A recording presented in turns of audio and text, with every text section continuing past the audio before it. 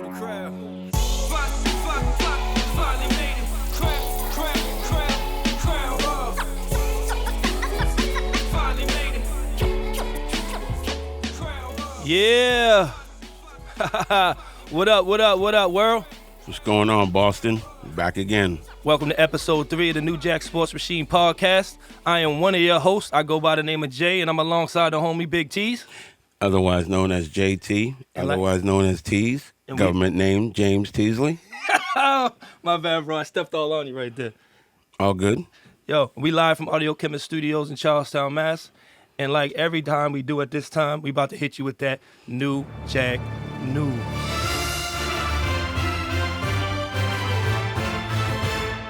So first on the dock, on the slate, on the board, we got Daniel House. Whoops. And a little entanglement and a couple of other entanglements we may talk about, top entanglements. We're going to talk about Steve Nash. We talk about college football kickoff. We talk about the Thursday night's kickoff with the Chiefs and the Texans. And also going to talk about the fans at that same game, Chiefs and Texans game. Straight up. Yo, before we get started, man, welcome back, bro. Welcome back, man. Let's get it on. So Daniel House, man, what's up with your boy, man? Hey, man, you know, after 2 months of being locked up, everyone has needs. Yo, what did I tell you? I know you said reporter. You said reporter, though, and I said a reporter was not going to be caught up in that. Now, you catching every common day person, which I'm sure if she's a tester, quote unquote, she's not from somewhere far away. She's probably a local, I would assume. Yo, I said someone was getting pregnant. Well, she didn't get pregnant. Just got caught. They didn't get that far. Yo, but what do you expect, man? You got, you know what I'm saying, young athletes locked in this place for this long period of time. You got outsiders coming through. You know what I'm saying? Someone's going to get broken off at some point. Well, it's not necessarily an outsider. She was in the bubble. So it's not like she's an outsider. She's in there with the rest of them. I think that's the thing that people don't understand. It's like, yo, you got people, you got people doing, she was a tester. You got hotel staff. Oh, wait, hold on. Give me a little bit of, I did say hotel staff for somebody, right? Yeah, but she's not hotel staff. She's just a tester. She don't work for the hotel. So she's not a hotel employee. But this is the thing. Let's get to the root of the whole issue, though. Dude, they're in the second round of the playoffs, bro. And you just got sent home. And he's married.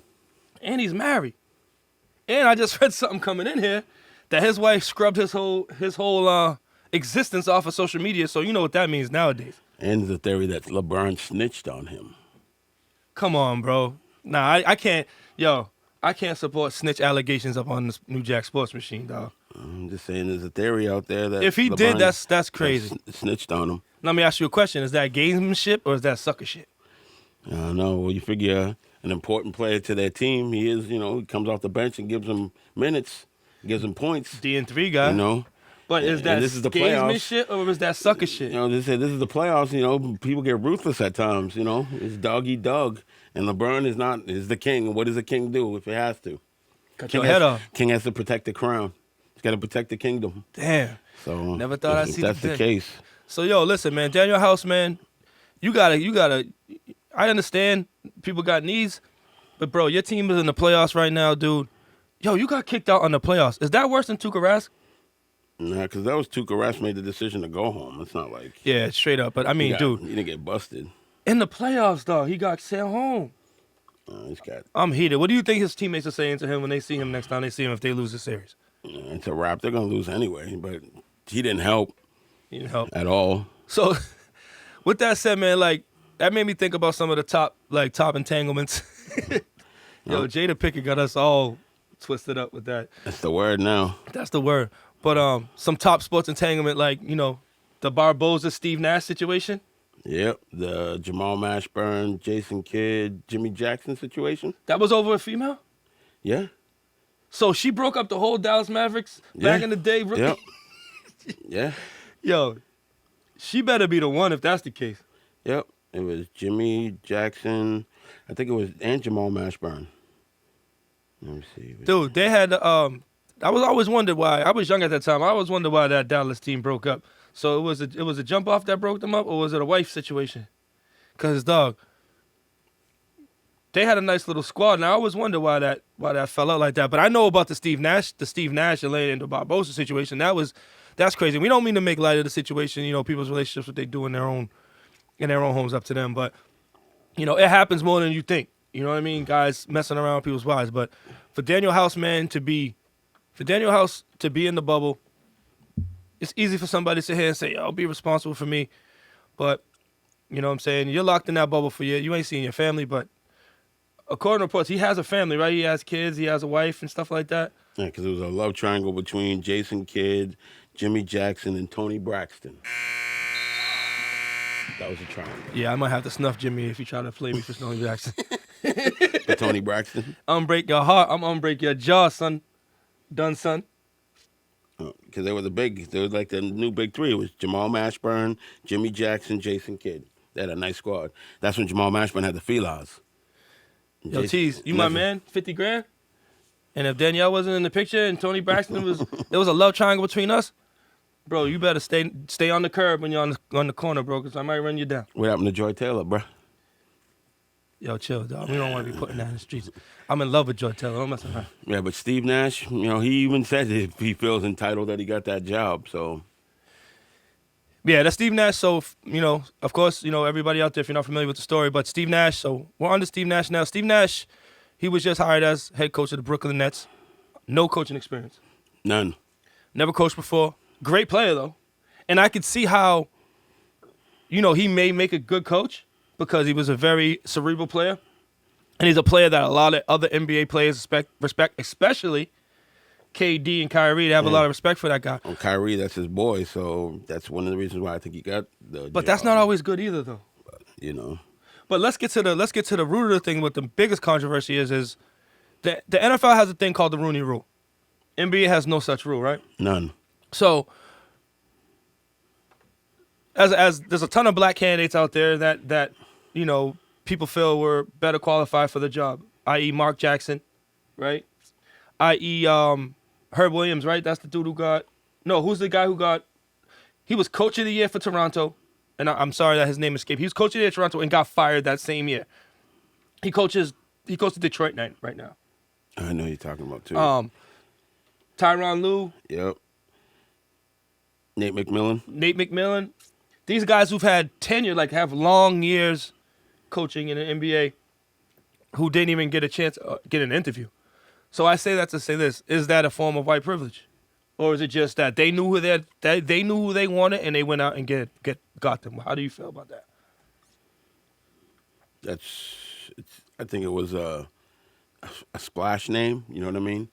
Like, oh, we got Steve Nash. You know what I mean? Because now they're starting over, and you're going to start a new season, new coach, basically a new team. Because now KD and Kyrie will both be back, and they start off on a good foot. Because neither of those two dudes are going to play for the current coach, Scott.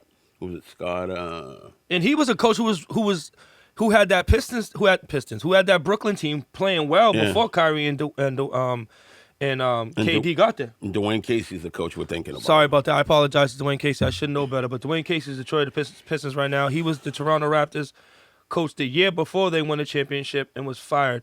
Now, Nick Nurse, became the coach and they ended up winning the championship. So can you really say it's a mistake? Probably not. But, he's probably, who knows? He might have won that, championship the next year. But whenever I see Nick Nurse, I think of a comic book character from Bob's Burgers. Whenever he makes those dumb faces on the sideline, didn't mean to cut you off like that. Yeah, that's cool. You just mentioned Nick Nurse. Yeah, man. He always makes comic book cartoon faces on the sideline. He was showing his ass. We'll get into Nick Nurse, but he was showing his ass this whole series. But yeah, man. I mean, how do you feel about the Steve Nash element? The Steve Kerr element of this whole Steve Nash hiring, where Mark Jackson was the coach of Golden State. Many people credit him for the facilitation and the building of that team, right? But there was some personal issues where he was let go.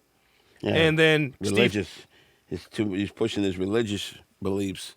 They felt he was prayer and all that, and some owners don't want that. They just want you to coach. They just want you to coach. So they went out and got Steve Kerr, who had never had coached before, and he turned out to be a very, very good coach. Are they letting that situation blind them to pick Steve Nash? Now, I don't want to shit on Steve Nash because, I think Steve Nash would be a great coach, but I think you should have some type of tenure before you get a head coaching job. There's more to coaching than just being, and let's be real, a lot of great, with the exception of Larry Bird, right? Mm-hmm. How many former great NBA players have made great coaches?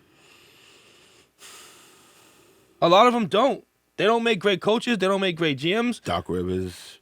But Doc Rivers was a good basketball player. Yeah. He was a point guard. He was somebody that Pat thought Riley, the game. but not like great, not like a superstar. Not on Steve Nash's level. Because you normally don't have players now. Or that's what Jordan said is he couldn't be a coach because there's nobody on his level, so he'd always be yelling and just would be too frustrating. Hence why Larry Bird, he was a coach for a little while, but then he went up to become a GM because coaching calling people hoes and shit. Yeah, it was too much. Yo, I'm snuffing MJ if he called me a hoe every practice, dog.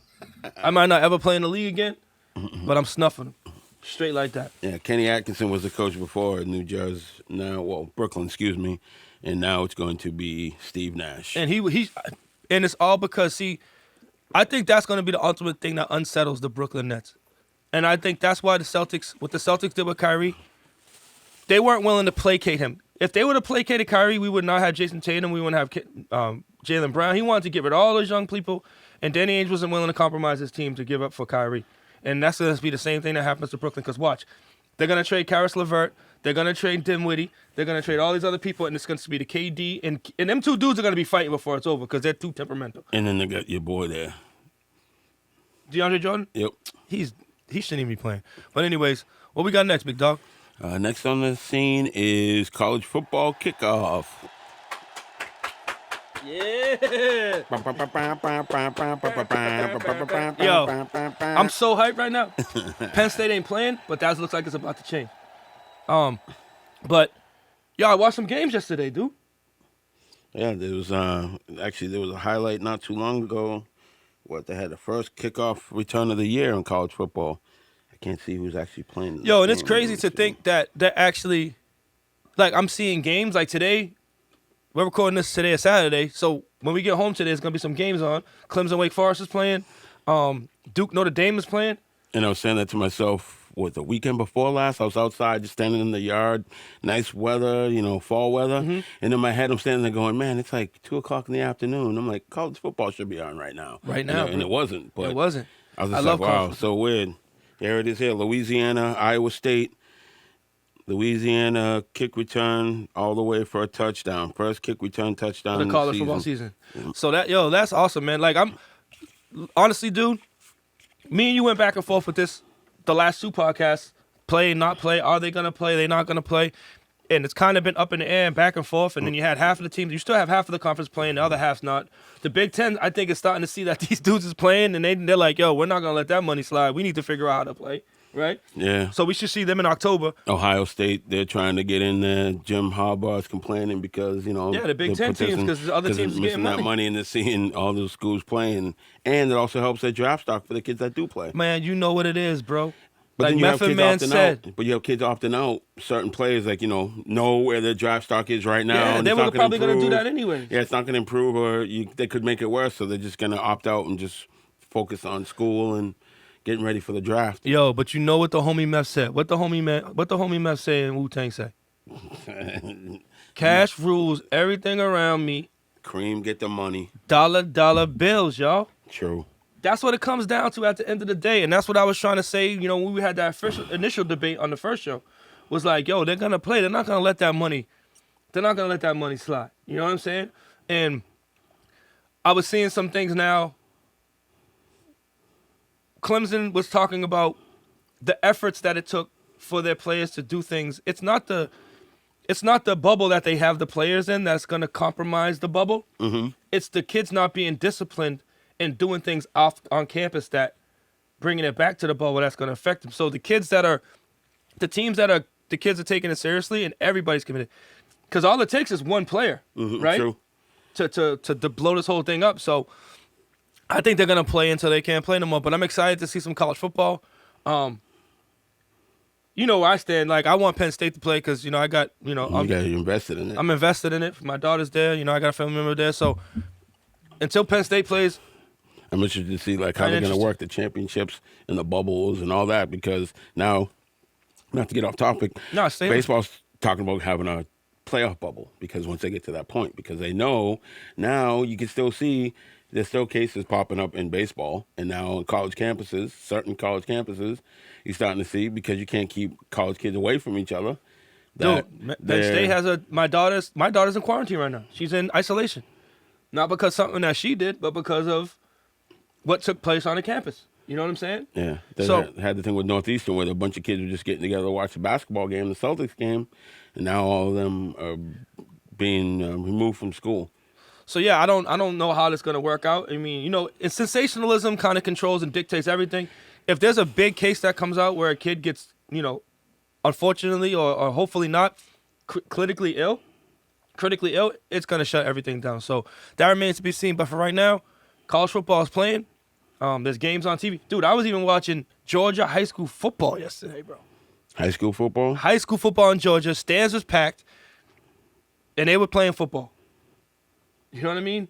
So I guess we're just going to run it. I guess we're just going to do it until we bang our heads against the wall. You know what I mean? So more importantly, dude, what took place on Thursday, man? Thursday night. Dun, dun, dun, dun, dun, dun, dun, dun. Chiefs and Texans. Yo, Deshaun Watson running for his life. Yo. Because Bill O'Brien's a moron. Bill O'Brien's going to Bill O'Brien, bro. Yo, he has to be the dumbest GM/coach. You trade away your best player. You trade away one of your best players. Or you let one of your best players leave. Yeah, D-Hop, you trade him to Phoenix. He gets his money. But he probably figured he couldn't pay both. He couldn't pay Deshaun Watson and he couldn't pay D-Hop. So he had to make a choice. You pay Deshaun Watson or do you pay D-Hop? If you had to choose, who do you pick? Yo, honestly, if you don't pay Deshaun, he's leaving. Honestly, dude, I'm watching that game, and I don't even think it matters. All I saw was run for his life. That's all I saw. DeAndre Hopkins is not, he should be there, right? But you get two nickels for a dime. If you got some type of offensive plan, he couldn't even. How are you paying all these dudes? They gave Laramie Tunsil all that bread. Yo, did you see that offensive line, bro? Horrible. What offensive line? What are you talking about? Okay, but when Chris Jones was throwing dudes around like ragdoll. You see one move where he snatched homie. He snatched the guard, pulled him forward, and then just threw him went right by him. Like a little kid. Then another time, Honey Badger came in on the tight end, and he just grabbed the tight end and just threw him right out the way. It's like they didn't seem like they were mentally prepared at all. The backs were. The wide receivers and their offensive line was off. Yo, they came out and they were running the football on Cincinnati. And remember, I texted you. I said, "Yo, David Johnson looks." I mean, on Kansas City. Yeah, they were running the ball on Kansas City. David Johnson looked good. I don't know why they went away from that. And then he goes to this crazy shit of trying to have Deshaun Watson standing in the shotgun and just scrambling and running around for his life. Yo, they need some RPOs with him.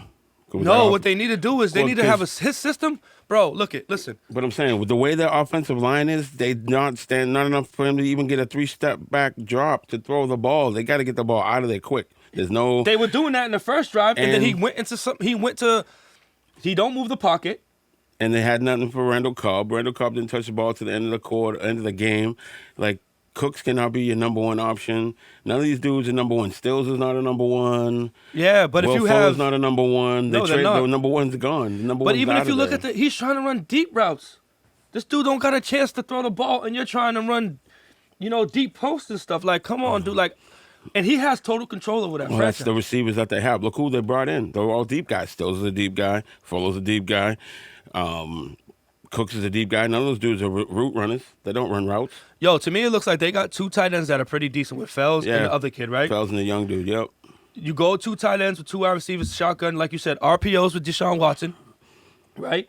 Motioning. Now, could you imagine what Deshaun Watson would do in that KC offense? And can somebody please tell me, what is like? Am I bugging to say somebody that was MVP? How many times was J.J. Watt a defensive player of the year? Yeah, but is he not the most overrated dude you ever? He don't impact the game. He impacts the game against scrub teams. Yeah, they scheme against him now too. He's been schemed against a lot. I don't want to hear that shit because the great players figure out a way. No, but also you think Chris Johnson. Look at Chris Johnson. No, I'm saying this right. Think who else was there before though? You had Jadeveon Clowney on the other side. So now teams would have to account, even though you're not saying, okay, Jadeveon Clowney's putting up monster numbers. You still have to account for him being there. 100%. And Marcel and Wiley and Merciless. And Merciless, But the thing I'm thinking of, even before that, like when I watched, think about all them times they played against the Patriots.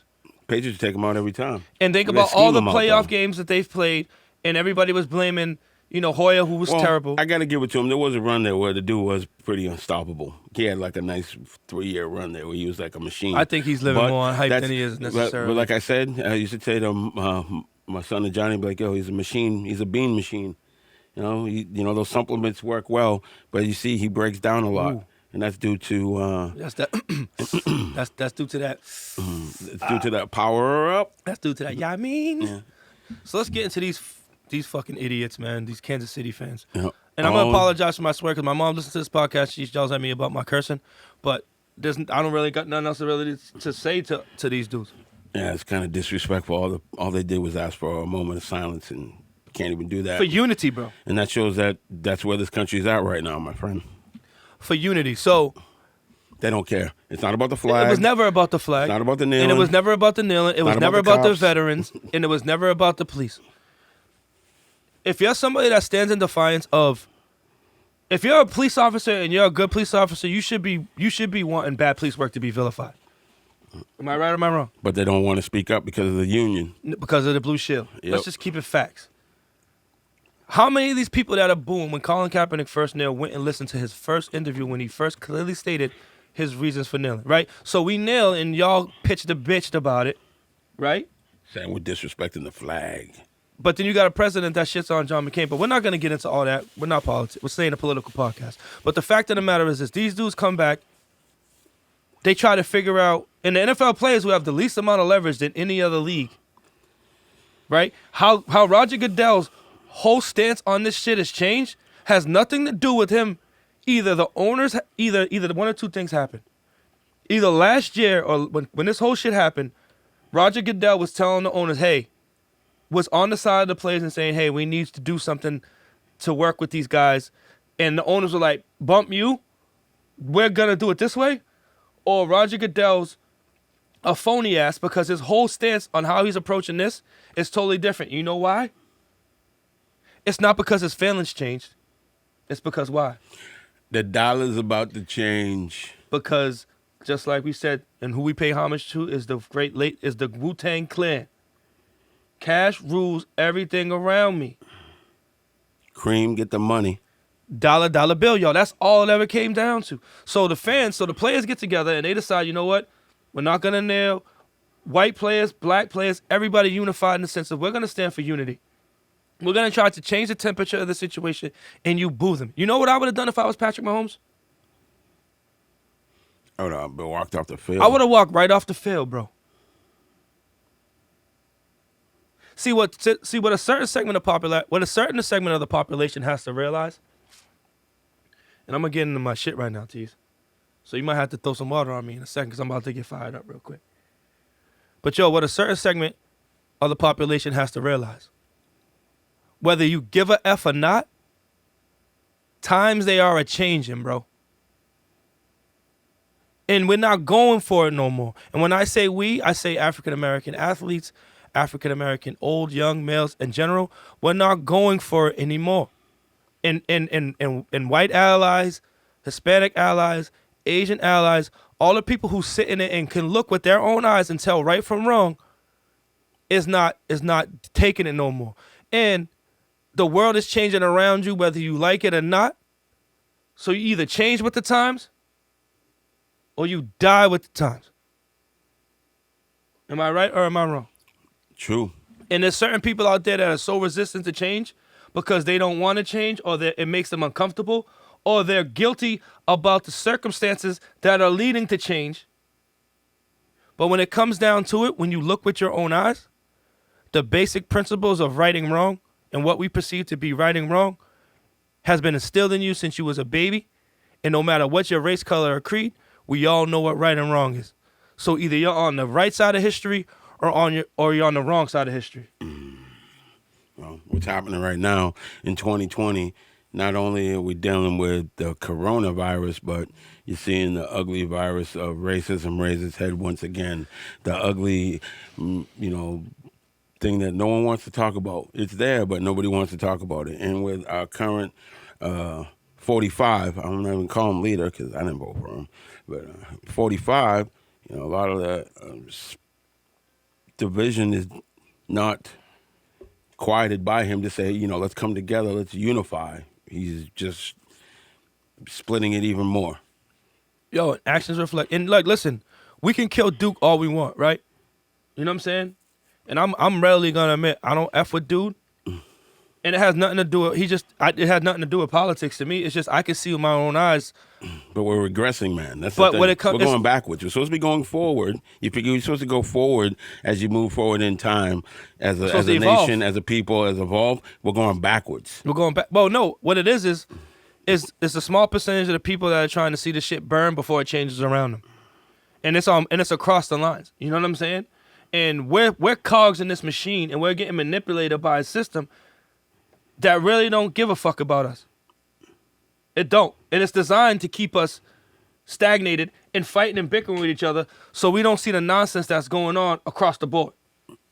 Am I right or am I wrong? Correct. So wake up and with your own eyes. This ain't got nothing to do with... Well, until you can stop the right-wing propaganda machines from flooding those people's heads with all the lies, it's not going to stop. Yo, honestly, I'm not even worried about You could talk to them and show them that your sweatshirt is red, but they'll say it's blue. Bro. No, wait. Mm-hmm. Because it's blue because their infamous leader said it's blue. But this is the thing with me, Tease. I'm not interested in convincing somebody who feels like that otherwise, because you're never going to convince them. I'm not trying to convince them of anything. I don't even want to get to that. I show them, I bring them. My mother always says, as a teacher, you show someone the truth, you bring them to the light. If they decide not to see the light or read the truth, that's on them. That's their loss. But the thing is, my dad used to tell me, yo, there's no sense of trying to rationalize with an irrational person.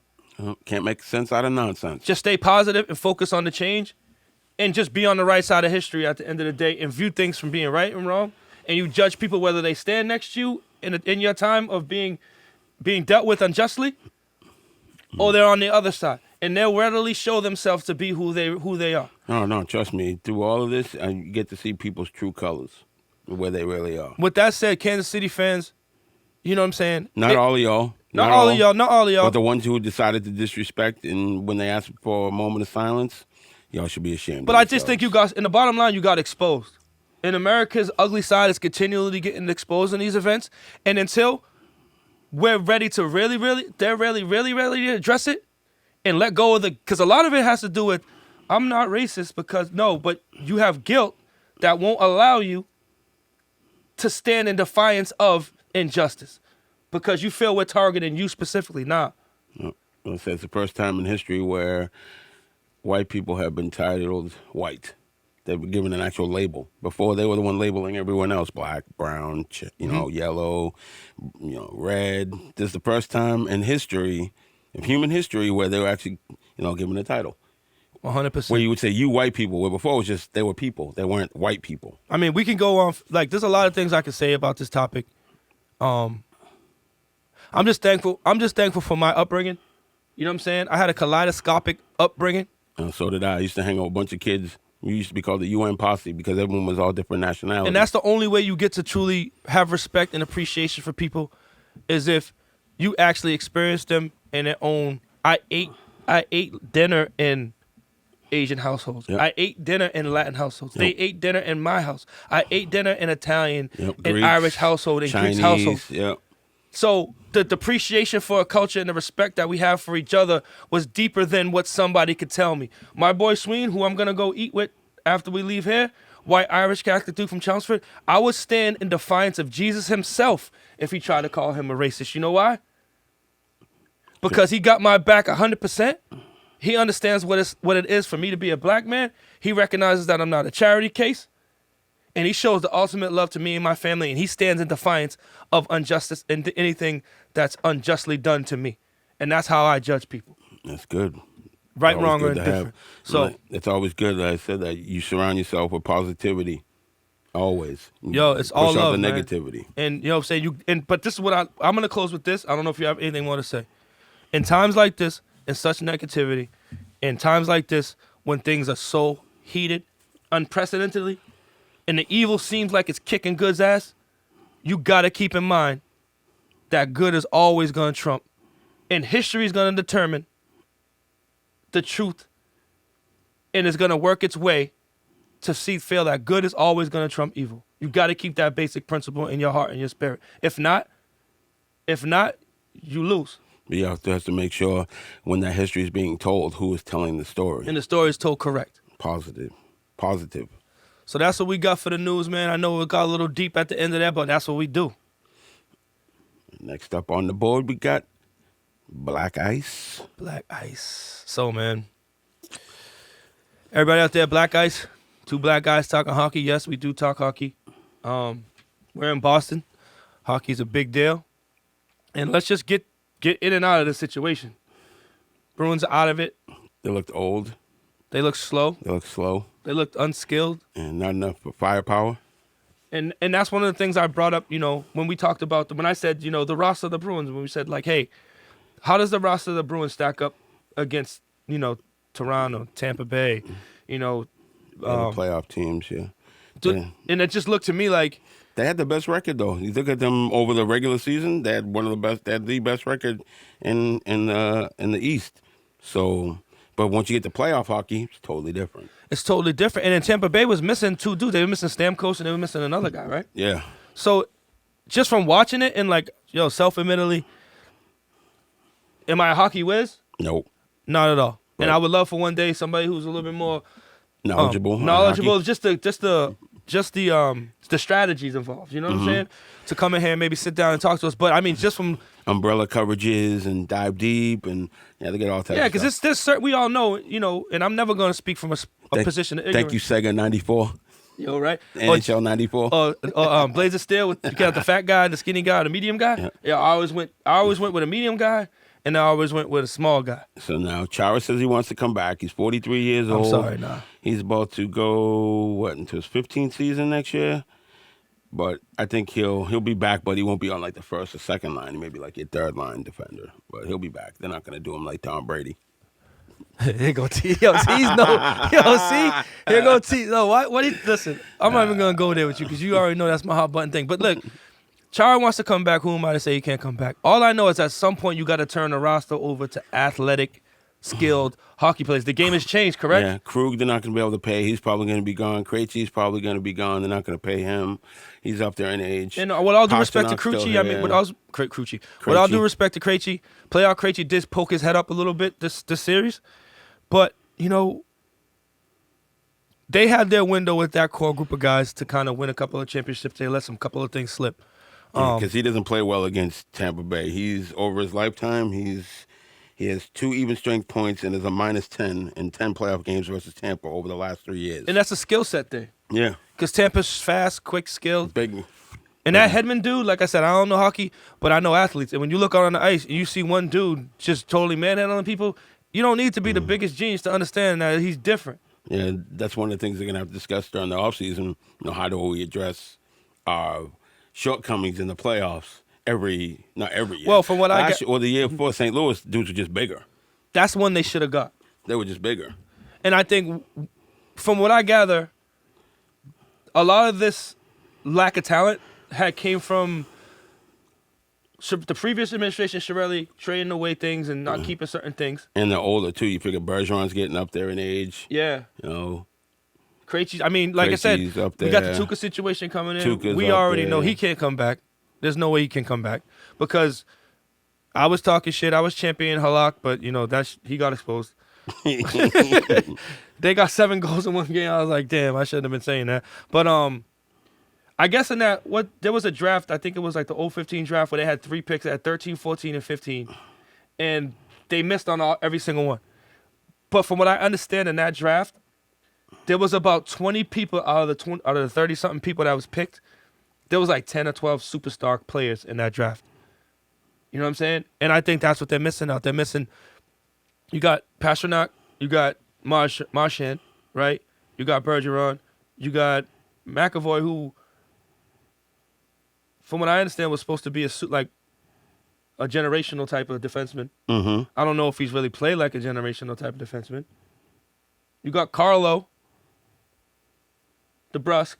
So they got nice core players, but they don't got they need more stars. Yeah, they don't have that. They need that dude that when he gets the puck on his stick, other than Pastrnak and Marchand, that people will fear him.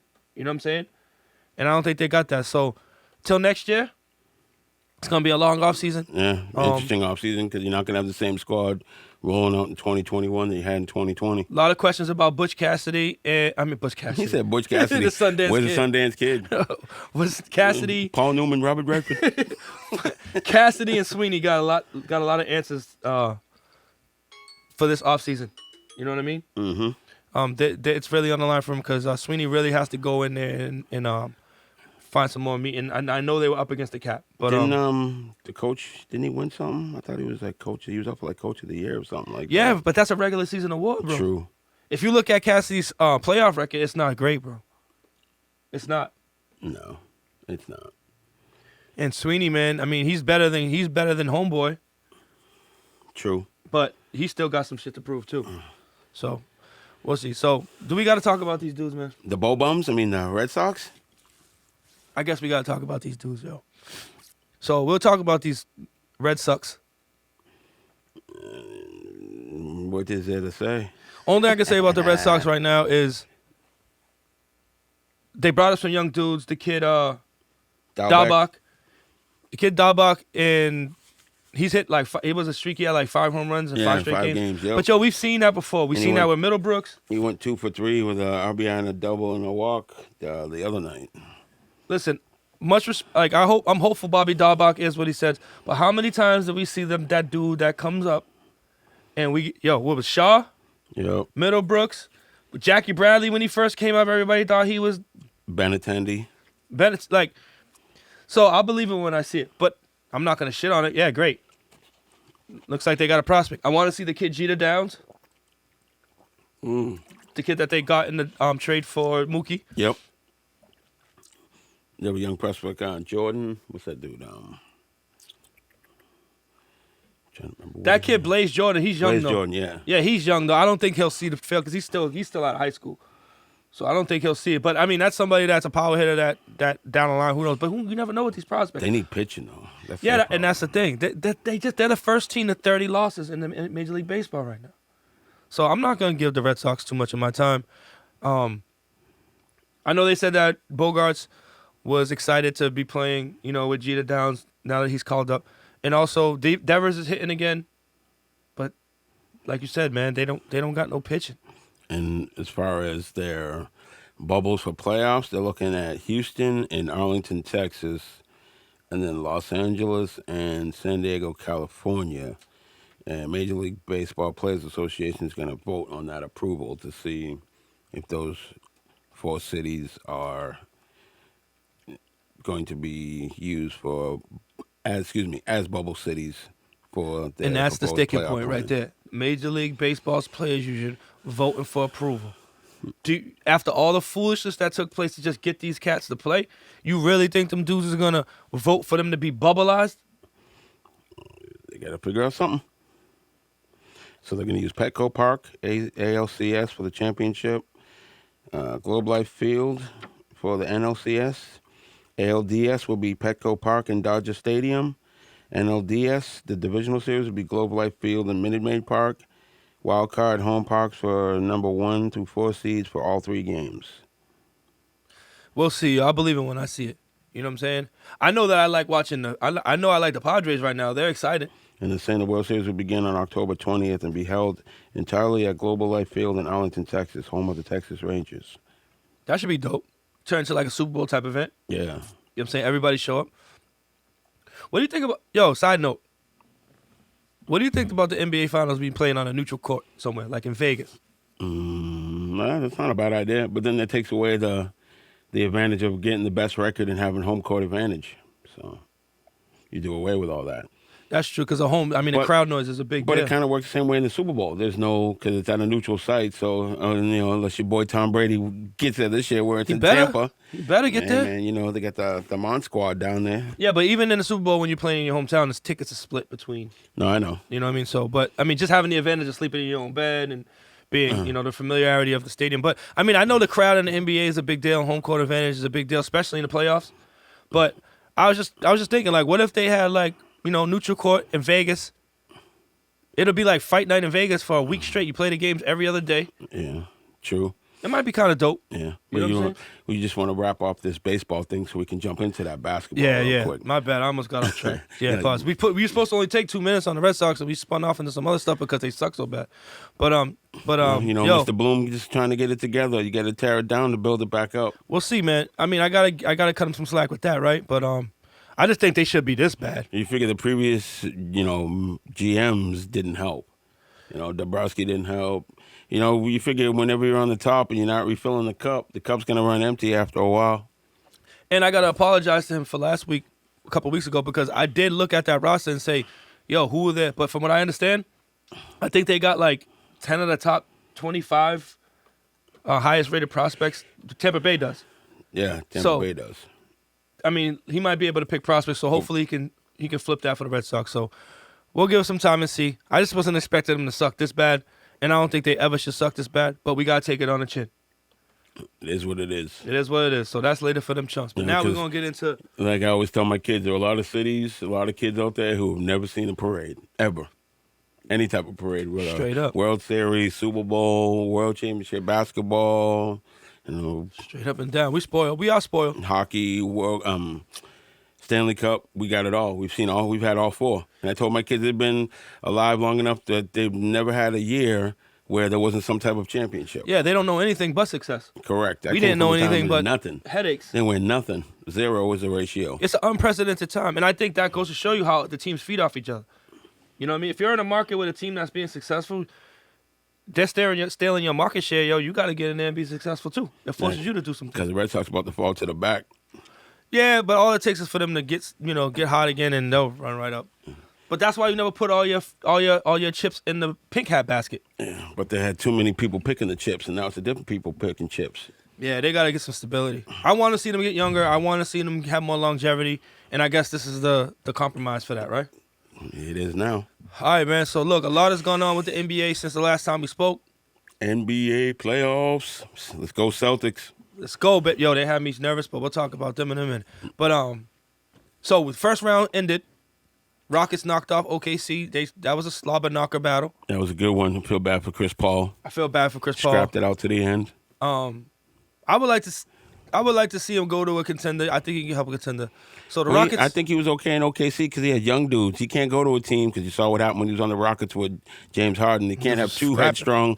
He can't be on a team with another guy that's as headstrong as he is. It's not going to work. He has to be alpha dog, A1, number one leader. He can't be 1A and then there be 1B. He has to be one. He's like Napoleon and shit. No period A, just one. Because if you had all those young dudes, Schroeder, was it Alexander? Yep, Gilgeous Alexander was there. Yep. So they all worked together. Give him another year there, give him another piece. I think they'd be all right.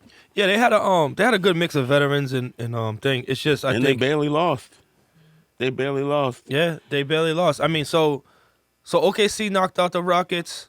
Obviously, the Lakers. Rockets knocked off I'm OKC. sorry, the Rockets knocked out OKC. Lakers beat Portland once Dame went out with the finger. It was over. It was over. Well, it was over before that. Yeah, but at least they tried to go down with a fight. Dallas and the Clippers, that was a good one. Yeah, I mean, dude, the Marcus Morris slapped the Czechoslovakia out of Luka Doncic. Yeah, Slovenian. I thought he was Slovenian. One of them. Yeah, hit him with that forearm across the back of the head after he elbowed him. He slapped the Eastern Europe out of him. He's like, "Oh, here, let me help you with your shoe." Oops, sorry. But yo, that's what Marcus. That's what they do. That's what the Morris He's not a brothers do. goon. See, to me, a goon is somebody that does sucker shit but won't fight. Yeah, and can't score. They can't do anything else. He can Marcus score. Johnson will slap the shit out of you because he can fight. Marcus Johnson. I know. I'm going to gun and get my other gun. It was funny though when they both got drafted and one went to Phoenix and the other one went to Houston and they were upset, like crying because they weren't on the same team together. Yeah. Have they ever played on the same team? When they were in college, that was it. Not in the NBA though. No, not in the NBA. You probably can't have two of them. I think they were at one moment they were supposed to be, but then something happened where they ended up on the same team together. Yeah, there might be a league mandate where you can't have them two crazy ass twin brothers on the same team. Because Bill Self, when he was at Kansas, boy, he had his hands full with both of them dudes. Yo, remember on G.I. Joe, what was the They were showing up at dudes' rooms, like threatening them with guns, taking dudes out their room, snatching them out their dorm room. Yeah, man, you like gotta home keep them invasion apart. type stuff. Yeah, you got to keep them two apart. Yeah, the Morris brothers is, certain dudes in the NBA you don't mess with them. Morris brothers are two of them. PJ Tucker's another. You don't mess with him either. PJ Tucker, yep. Yeah, he comes for numbers and names. All right, let's see who else is on here. We had Denver, Utah. That was a good series. That was a good series. Donovan Mitchell and Murray, they went at it. Utah was up 3-0, right? Or 3-1? 3-1. Yeah, that can't happen. Hey. But you know what it is? Nobody else stepped up to help Donovan Mitchell. But the problem and what the Clippers are finding out is you have to have an answer for the Joker.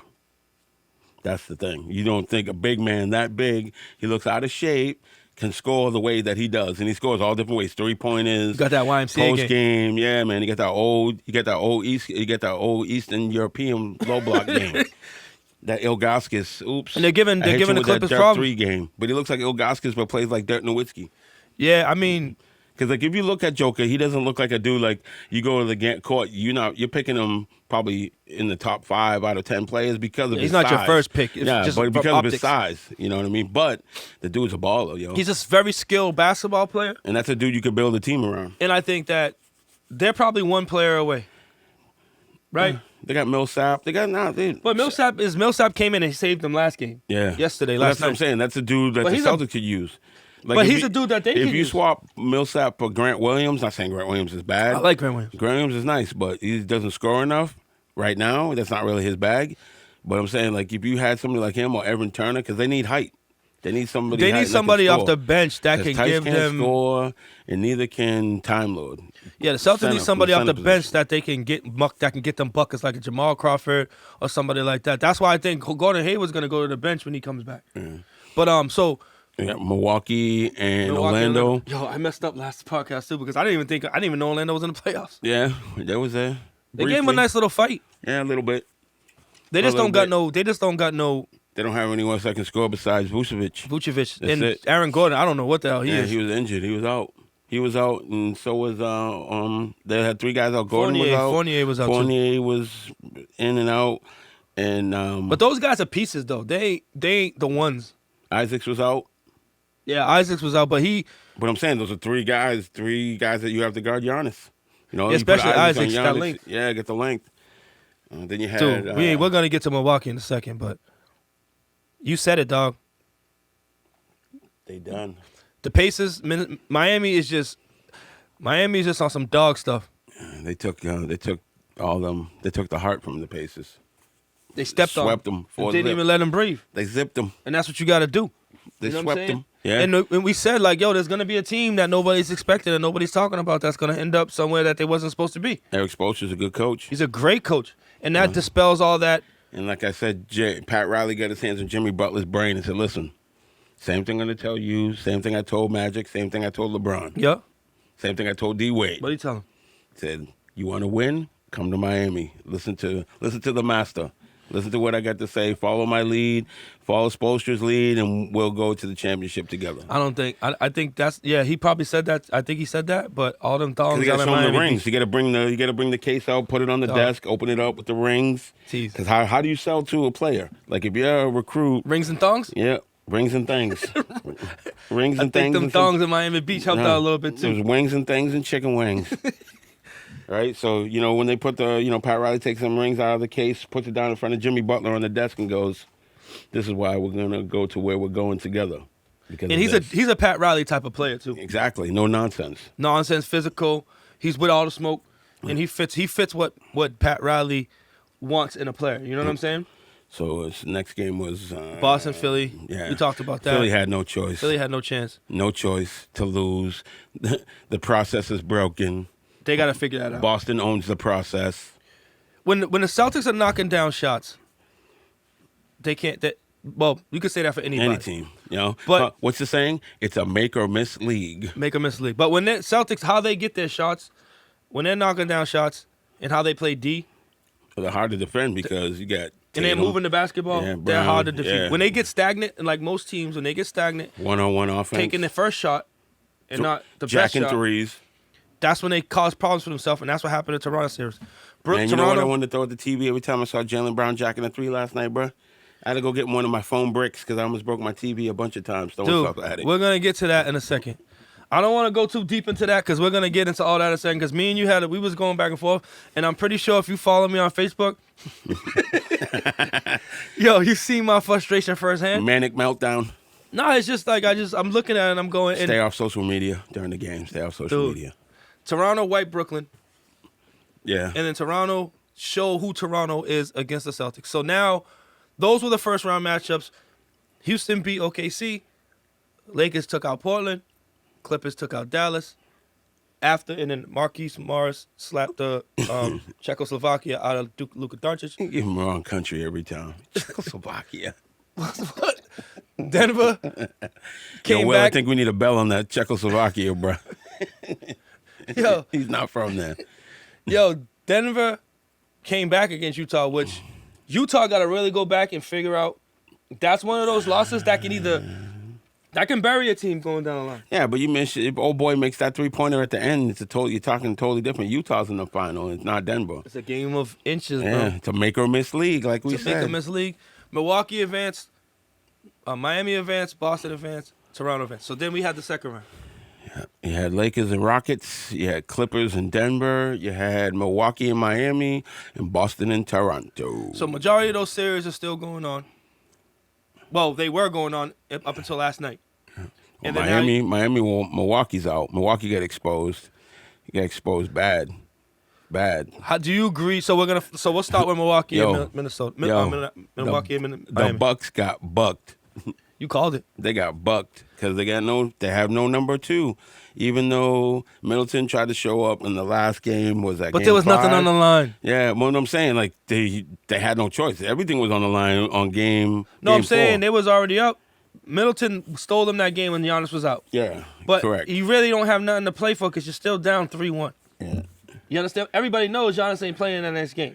So it's easy to do that when it's like, yo, I got nothing to lose. Yeah, they need help. Now, how do you feel about Richard Jefferson's comments about Giannis? Yeah, saying that he's Pippen, he's not a Jordan. Yeah, he's not.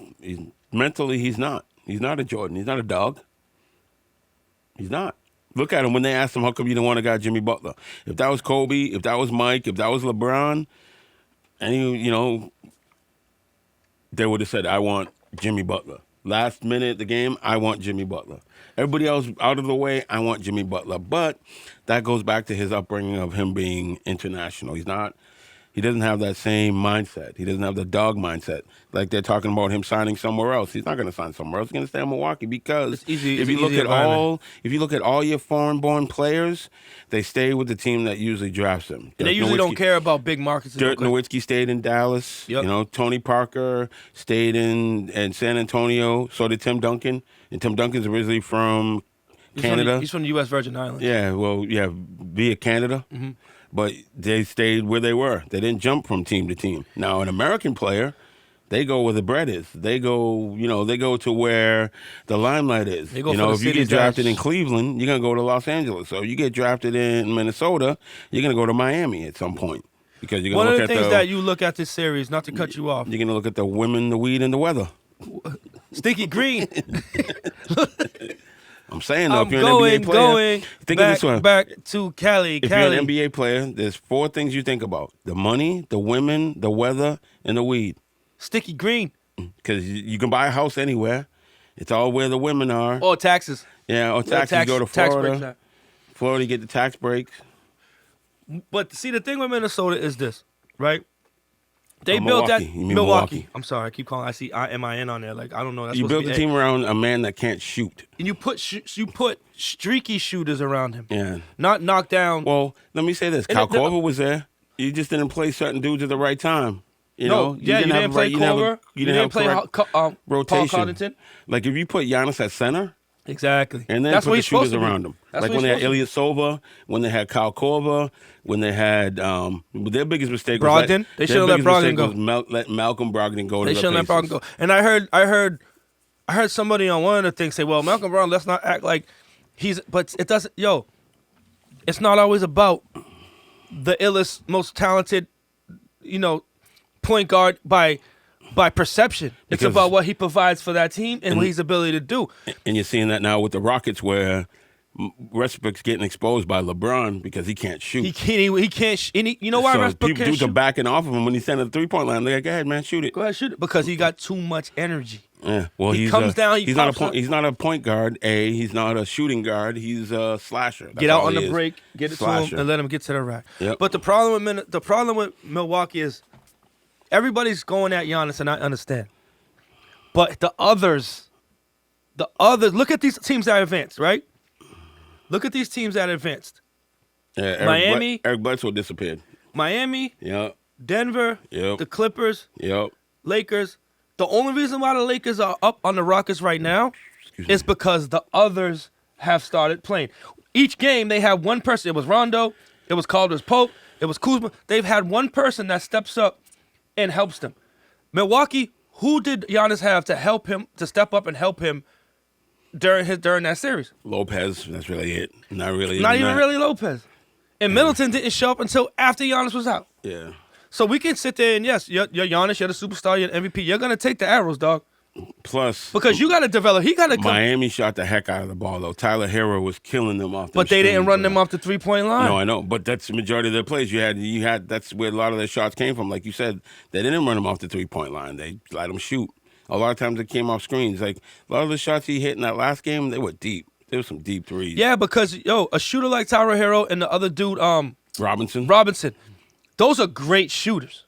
So they're not going to miss. See, the difference between a great shooter, and Kenny Smith said this on TNT. The difference between a great shooter and a good shooter. Kenny Smith said, look, I wasn't a great shooter, but I was a good shooter. If I'm open, I'm knocking it down 9 times out of 10. You know what I'm saying? Mm-hmm. A great shooter, contested threes. When they get hot, it's contested threes. It's off-balance threes. So when you got a great shooter, and you're making it hard for him to knock down threes, he might still hit it. You know what I'm saying? So they got to run him off the free throw line. You got to be physical with him on the offensive end. Put him in post-up situations. Beat them down on the offensive end. Take their legs away. But the problem is, Eric Bledsoe got second-team defense, all defense in the NBA, right? Who else on that team other than Giannis can defend anybody? Matthews. They didn't play him. He didn't even play. I know, that's what I'm saying. The rotations were whack. So, I mean, that's the problem in Milwaukee. Like, and Giannis, listen, you got to get a jump shot. You got to get a bad matchup. It was a bad matchup for Milwaukee. The worst thing that happened to the Milwaukee Bucks is that they get matched up with Miami because Miami matches up well. Now, if Boston had to play Milwaukee, it might have gone differently because they don't got nobody that can match dog up well now that Al went to Philly because that was their wall. Yeah. They'd put Al in the middle, and then everybody would make a wall, and Giannis would run into Al Horford. Yeah. But they don't have that now. So, I mean, Toronto, Whitebrook. So now we got Miami's moved on. They're going to take on the Celtics, who took out Toronto in a scrappy series. And Toronto turned out to be exactly who we thought they were going to be. Even when they was up, that shot by OG with 0.5 seconds left, almost. It changed the series, but it didn't kill them. No. But Pascal Siakam, MIA. Don't ever talk to me about... That's why last year when people would... See, people get caught up on the hype. They were talking about Pascal Siakam over Tatum. I'm like, bro. No way. I gave everybody on that Celtics team a default year last year, and I know I usually don't do that, but that whole Kyrie situation, you know what I'm saying? It had that whole team discombobulated, and you could see. Mine was playing tricks on them. They were stuck. But now you see with Kemba there, their leader.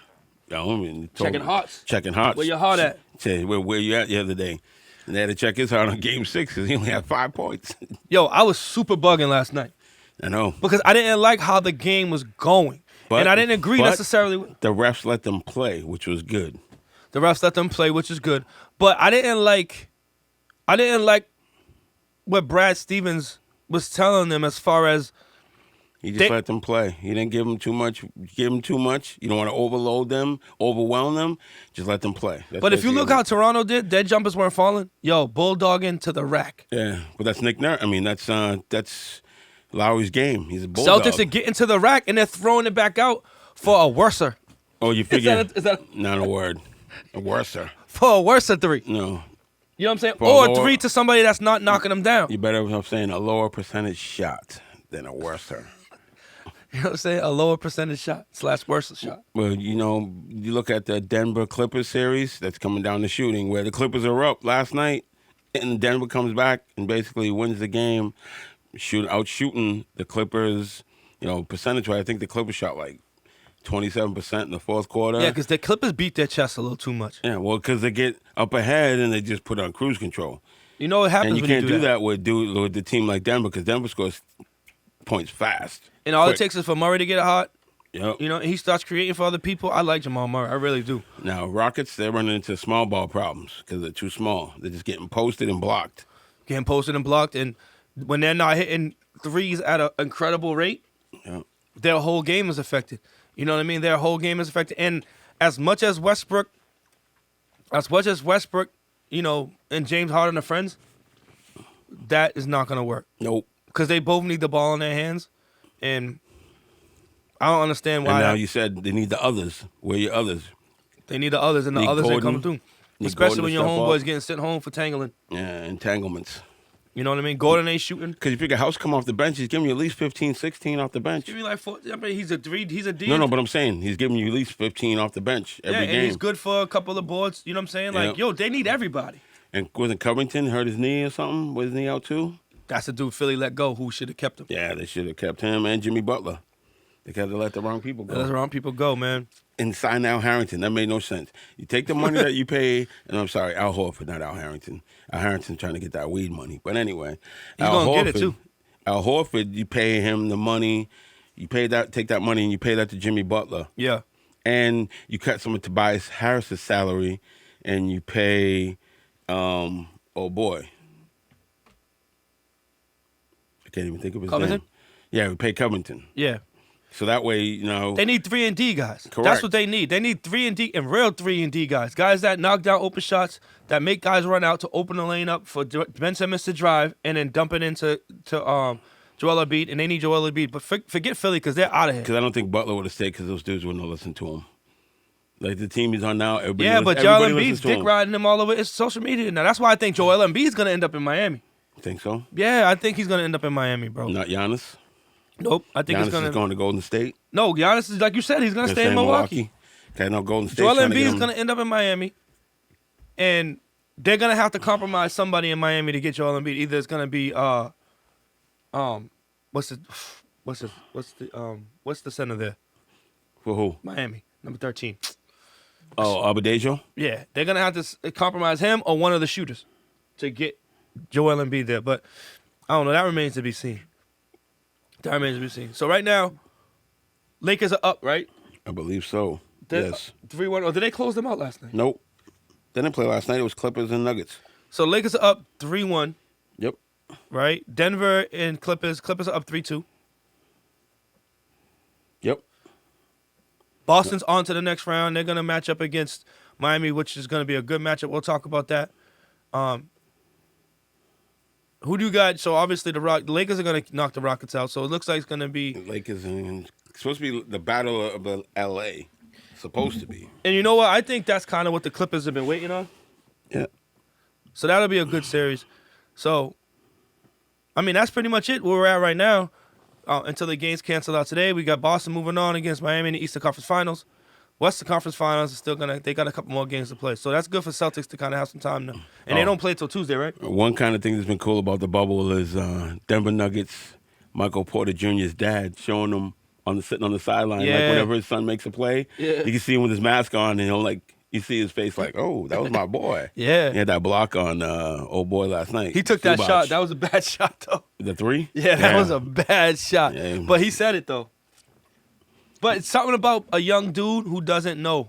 And you figure he had back problems coming out of college, and that was like the big issue where the Nuggets took a risk on drafting him because of his back issues. But they said if he was to ever get healthy, He might have been the number 1 pick. yeah, boy's going to be a problem. I think he was supposed to be the number 1 pick. And I think if, Denver happens to get past the Clippers and beat them, They're gonna give the Lakers a problem. They'll give the Lakers a problem because they have the size. They have the size and also, They have 2 guards that shoot.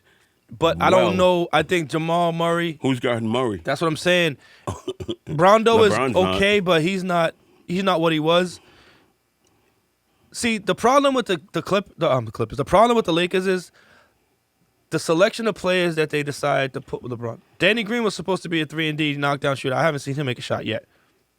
No. Caldwell Pope is streaky, and you can't have a point guard. You can't have 3 dudes that can't shoot on the court at the same time. Well, supposed to be Caldwell Pope. But I'm not KCP. talking about streaky shooters, bro. I'm talking about when you see Corver get it on the wing, you're like, oh shit, right? Yep. When you see Corver get it on the wing, when you see Eric Gordon get it on the wing, or when you see,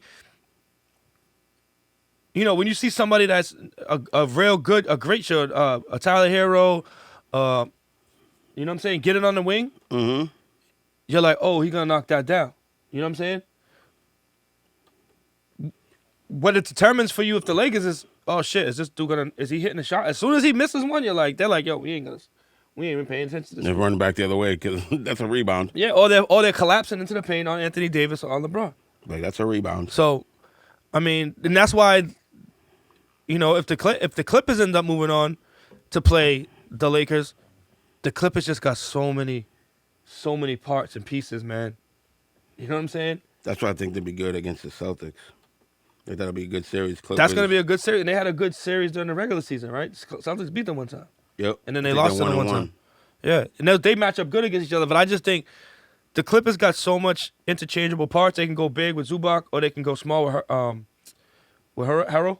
Yep. Right? They can go with Morris at the center and bring in Paul George, Kawhi. They can bring in Sweet Pepper Lou. Sweet Pepper Lou with them wings. Lemon Pepper Lou. Lemon Pepper Lou. Yo, you see that he trademarked that? Yep. Yo, NBA players. Yo, they got a different lifestyle, man. So always. So that's where we stand right now. Once again, we'll go over it. Tease what we got. We got Celtics update. We got the Celtics update. So we got the Green Tea report. So that's why we didn't really get too much into Celtics at Toronto. We're gonna get into them now, though. So let's talk about the Celtics, man. Before the playoffs started in the bubble, the Celtics had played Toronto and destroyed them, right? They beat them by like almost 40.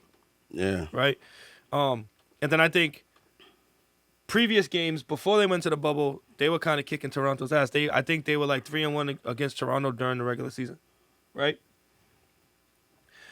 So you come into this series, and the one thing about the Toronto Raptors that, like a lot of these gritty teams that have won championships is, you got to knock them out. Definitely. I don't care if you're up 3-0. I don't care if you're up 3-1 or whatever. They're not going to go down without a fight. And if you don't match that, or you let something happen like happened in game 3? Yep. That could swing the whole pendulum against you. Right? So let's just talk progressively through the series, right? The first game, Celtics came out against Toronto. They jumped out on them, and everything was working for the Celtics. They was dropping. Yeah. Threes were dropping. It was like raining threes. Exactly. Where I think the series changed a little bit personally was Nick Nurse going to that zone. Yeah. He did a boxing one. He did a 1-2-2. He was just changing it up on the defense, and that's where. Well, because it was depending on who was hot. Like, it was Jalen. I mean, if it was Jason Tatum, they were playing boxing one. They would box him. And then if it was Kemba, it'd be the same. Yeah, but the thing about it is. But that threw them off because you're not expecting that. Yeah, because Celtics are running that high pick and roll at the top of the key. Right? With either Tatum comes off, and then Tice is popping out. But who's going to respect Tice's jump shot? Nobody. And then when Robert Williams is in there, he's rolling hard to the basket. So remember in the second game, Brad made that adjustment. He put Robert Williams in more. Robert Williams was rolling to the basket and getting lobs. Kemba and Marcus Smart was hitting. Okay, so what does your homeboy do, Nick Nurse? That's when he goes to the box and one. Yep, takes that away. And then that's when the Celtics start getting stagnant on offense. So we got to think of a nickname for Jason Tatum. Man.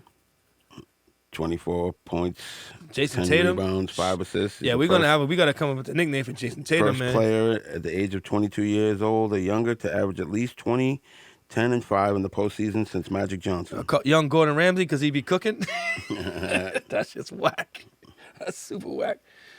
I think Kobe was the youngest to do it, and Jason Tatum was the second youngest. I mean, And it's crazy to think that he was trained by Kobe for he worked out with him for 2 summers ago. Yeah, you can see that. You can see his game in there. I think Jason. What I was glad to see. So let's focus on yesterday's game. So of course, obviously the Celtics, they had these dudes dead in the water. They let him off the hook in that game 3. They let him off the hook with that crazy ass 3 in the corner. There was a lot of things about that play that maybe if it wasn't in a bubble, it don't happen. True, because where everyone's standing. Kyle Lowry had a more chance to stand back away from Taco, who's 7'9", right? But a couple of things. First off, how do you feel about Taco Fall being in that situation? Shouldn't have been in there. Like, I understand why Brad did it. You got a 7-footer and you got a 6-foot dude. You put him there, but Taco Fall didn't execute it how he was supposed to execute it, right? Still shouldn't have been in there. Yeah, but he didn't execute. He didn't jump. He didn't jump. He didn't wave his hands. He didn't press the line. Anything. He didn't take away the distance. He didn't move nothing. He just stood there and let him throw it over. It's like throwing it over a tree. Yeah, Kyle Lowry made a great pass. Yeah. But Jaylen Brown did not. He went too far. He was too far in the lane to retreat over. Because in that situation, you make the hard pass.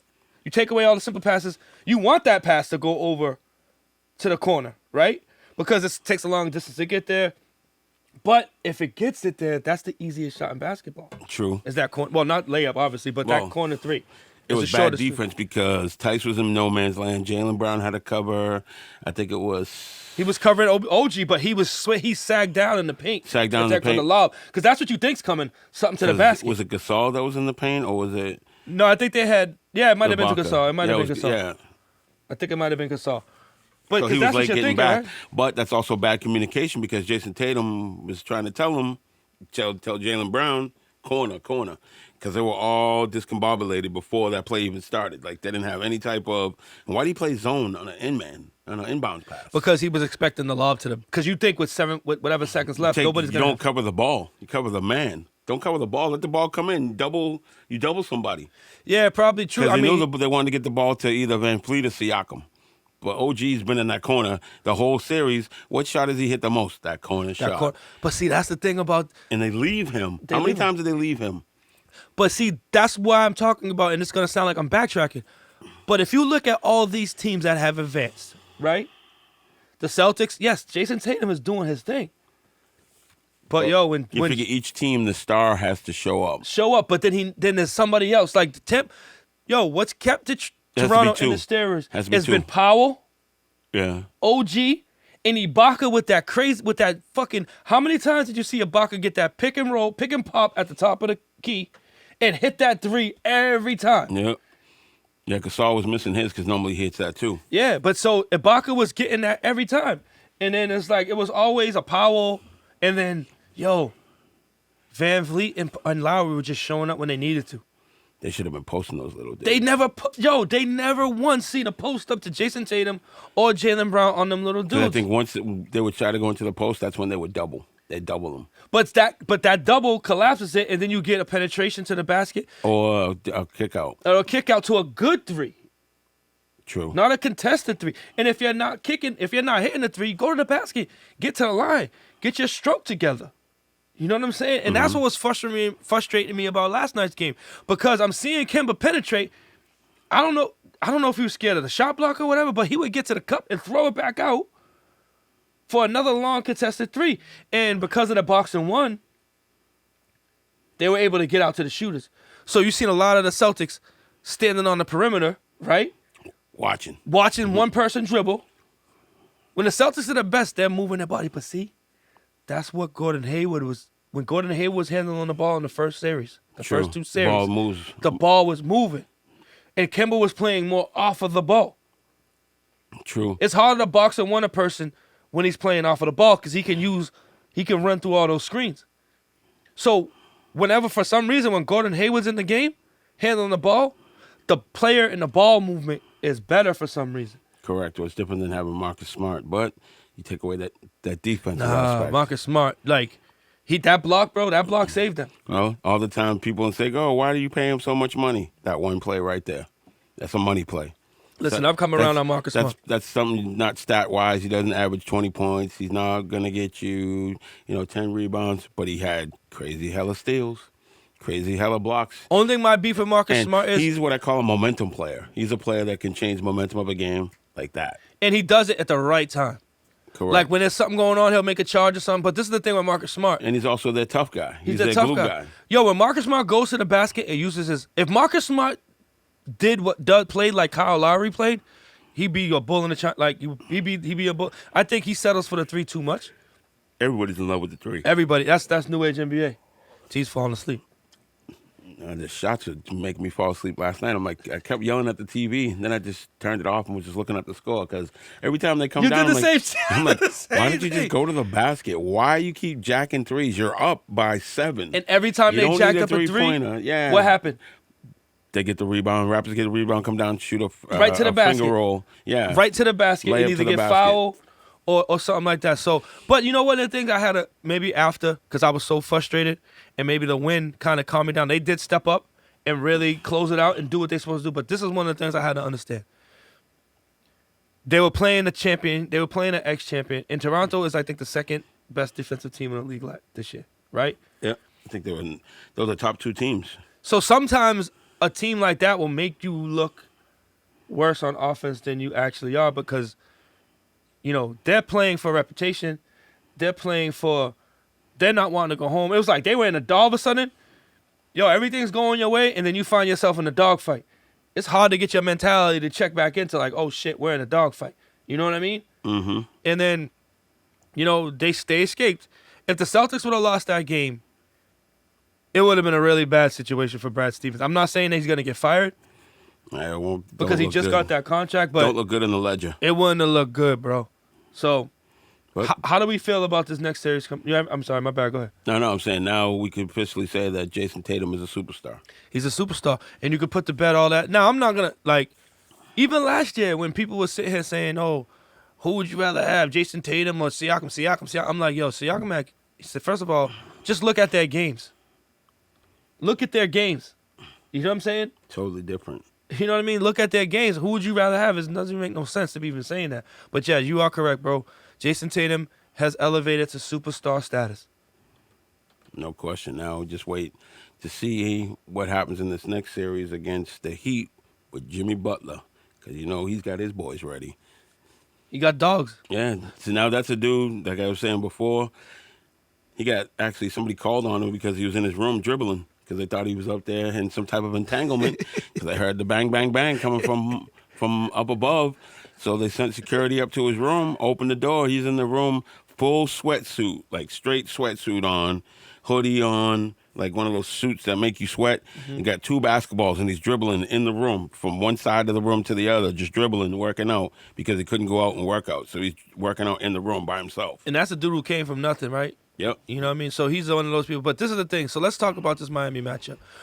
Can you look up what was their series like the regular season records against each other? Because the thing about it is this. When I'm looking at, I think the Celtics, I think them little guards hurt the Celtics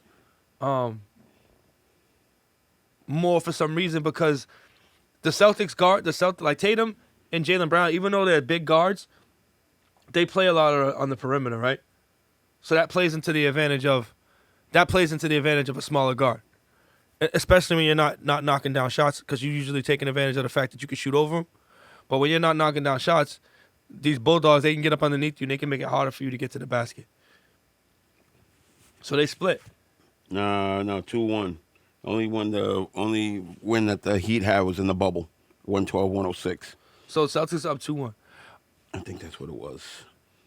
So now so it's the playoffs now. It's the Eastern Conference Finals. I know Jason Tatum usually has a lot of success against Jimmy Butler. He does. He has a lot of success against Jimmy Butler. But I think this is going to come down to Because now, and then what's interesting, and I was thinking about this the other day, is Jay Crowder is on the Heat. Yep. And before Gordon Hayward came here, Yeah, Major Jay Smoke. Crowder was mad because Hayward was on the Jazz, and the Jazz were in Boston, and the Boston Celtics fans were cheering for Gordon Hayward whenever he had the ball. Mm-hmm. And Jay Crowder had smoke because he's like, why are you cheering for a dude that doesn't even play for this team? You should be cheering for the dudes who are on the team. Now, me, myself, personally, I like Jay Crowder a lot. I'd like him. I was kind of upset that the Celtics let him go because He's a good bit player. He's a good glue guy, Mm-hmm. defender, can shoot the three. Doesn't have a great offensive He back. can play the 4. He can play the. He can play play the a bunch 3. of different positions, and that's what they're missing when, like, say, Jaylen Brown goes to the bench. They don't really have somebody else that come in. They don't really have another defender besides Marcus Smart. There was a lot of dudes that they had on those teams that you would like to see still on the team, but when they were on the team by themselves, they weren't the best team. But they had a clear room because Crowder couldn't be here. Yeah, so Gordon couldn't be Hayward here. was coming. But I mean, So listen. now you have that matchup now because Gordon Hayward's now on the Celtics. Yeah. And Crowder is now on the Heat. Gordon Hayward's a better basketball player, though. True. You know what I mean? Well, let me say this. I'd say, yeah, overall, yeah, but depending on what type of system you're fitting them into, like, to me, yeah, he looks great here on the Celtics, but he's not really a true fit here. I think they would figure. That's one of the things that bugs me about him getting hurt. They would. I think it took them a while to figure it out. I think they were figuring it out. Remember, I sent you that message, yo. Gordon Hayward with the ball in his hands, de facto point forward. Kemba Walker off the ball. They were figuring out. I think because when you have a lot of guards, right, 6'9", 6'6", 6'7", 6'8" guys, right, Yep. that all handle the ball, that all shoot. You know what I mean? That can all create. Sometimes that clashes because you got to try to find your role. You know what I mean? It's hard to find your role. Am I supposed to pass here? Am I supposed to facilitate? Am I supposed to be aggressive? And I think Gordon Hayward had finally figured out, you know what? I think when he first got here, given a contract, I think he thought he had to be a 30-point, 25-point scorer a game. Yeah, so head-to-head this year, Celtics won the first game on December 4th. It was 112-93. And then they had the second game on the 28th of January, which was 109-101. And then the last game was in the bubble, 112-106. So they're 2-1. So the Celtics 2-1. And they match up good against the Heat. And I think they're not going to get as much because, like, Jimmy Butler's a good defensive player, right? And we got Dragic. He's good. Shooter. Yeah, but I'm Good talking about defender. defensive. See, Oh, I'm not worried defenders. about the Celtics. Celtics play good defense. Oh, but Dejo's a good defender. He's an energy guy. Good to the hoop. Yeah, he's an energy guy. But see, I'm never worried about the Celtics. He's a smaller center. You know what I'm saying? He's a smaller guy.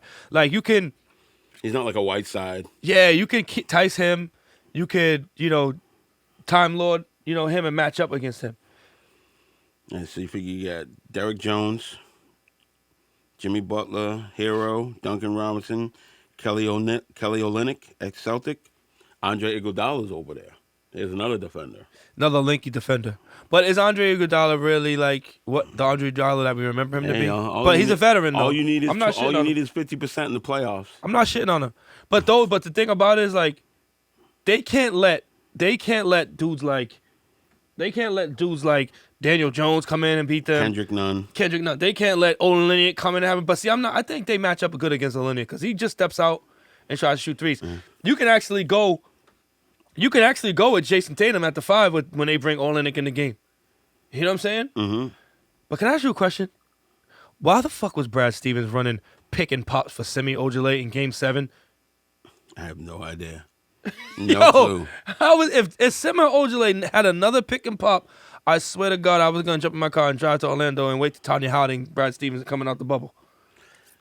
And that's just the offense that they were running at the time. Just interchanging Shit, the he was pieces. stressing me out, bro. Interchange the pieces that don't change the offense. So But Celtics can't let one of these other dudes come off the bench, or they can't let Dragic beat them. They can't let one of these other dudes beat them. because he's gonna be a problem. I already know he is. Now, you know what they're going to do with him? They're going to Marcus Smart him. Marcus Smart him. Yo, you see what they said? Bam. Marcus Smart guarded Kyle Lowry on 20 possessions, and on those 20 possessions, he only scored 1 point. I would have put him on there from the beginning. That's what I was saying at the beginning of the series. I'm like, why would you keep Kemba on him? Kemba cannot guard. Because they Kyle was getting Lowry. him in the... See, Brad Stevens On waited the too long switch. to make adjustments because they kept getting... Kemba Teron, on see, the this is switch. what shows a coach. and why Nick Nurse outcoached Brad Stevens. He was realizing that man-to-man straight up, they wasn't able, the link was bothering his guys. So he was getting his switches. So he was predicting like, okay, Kimber's on Van Fleet, so I'm gonna run a pick and post up with Pascal. So Pascal, and then they never did that. They shouldn't have been switching that. You know what I'm saying? But a lot of times they'd figure it out and switch it back because you see Kemba running all the way across court to cover whoever the smaller guard was, and then they'd switch whoever was in. And then by that time, he's getting beat on a crossover to the back. Yeah, and it's compromising. Or it's a three. Or it's a three. Because that's what happened. That's what's happened with the Phillies series, where he wasn't getting the switch, like he was lazy switching, and they were having those threes wide open. Yeah, or he ended up getting matched up with Horford under the basket. You know what I mean? So for this series, man, I think the Celtics. It's going to be one of two things.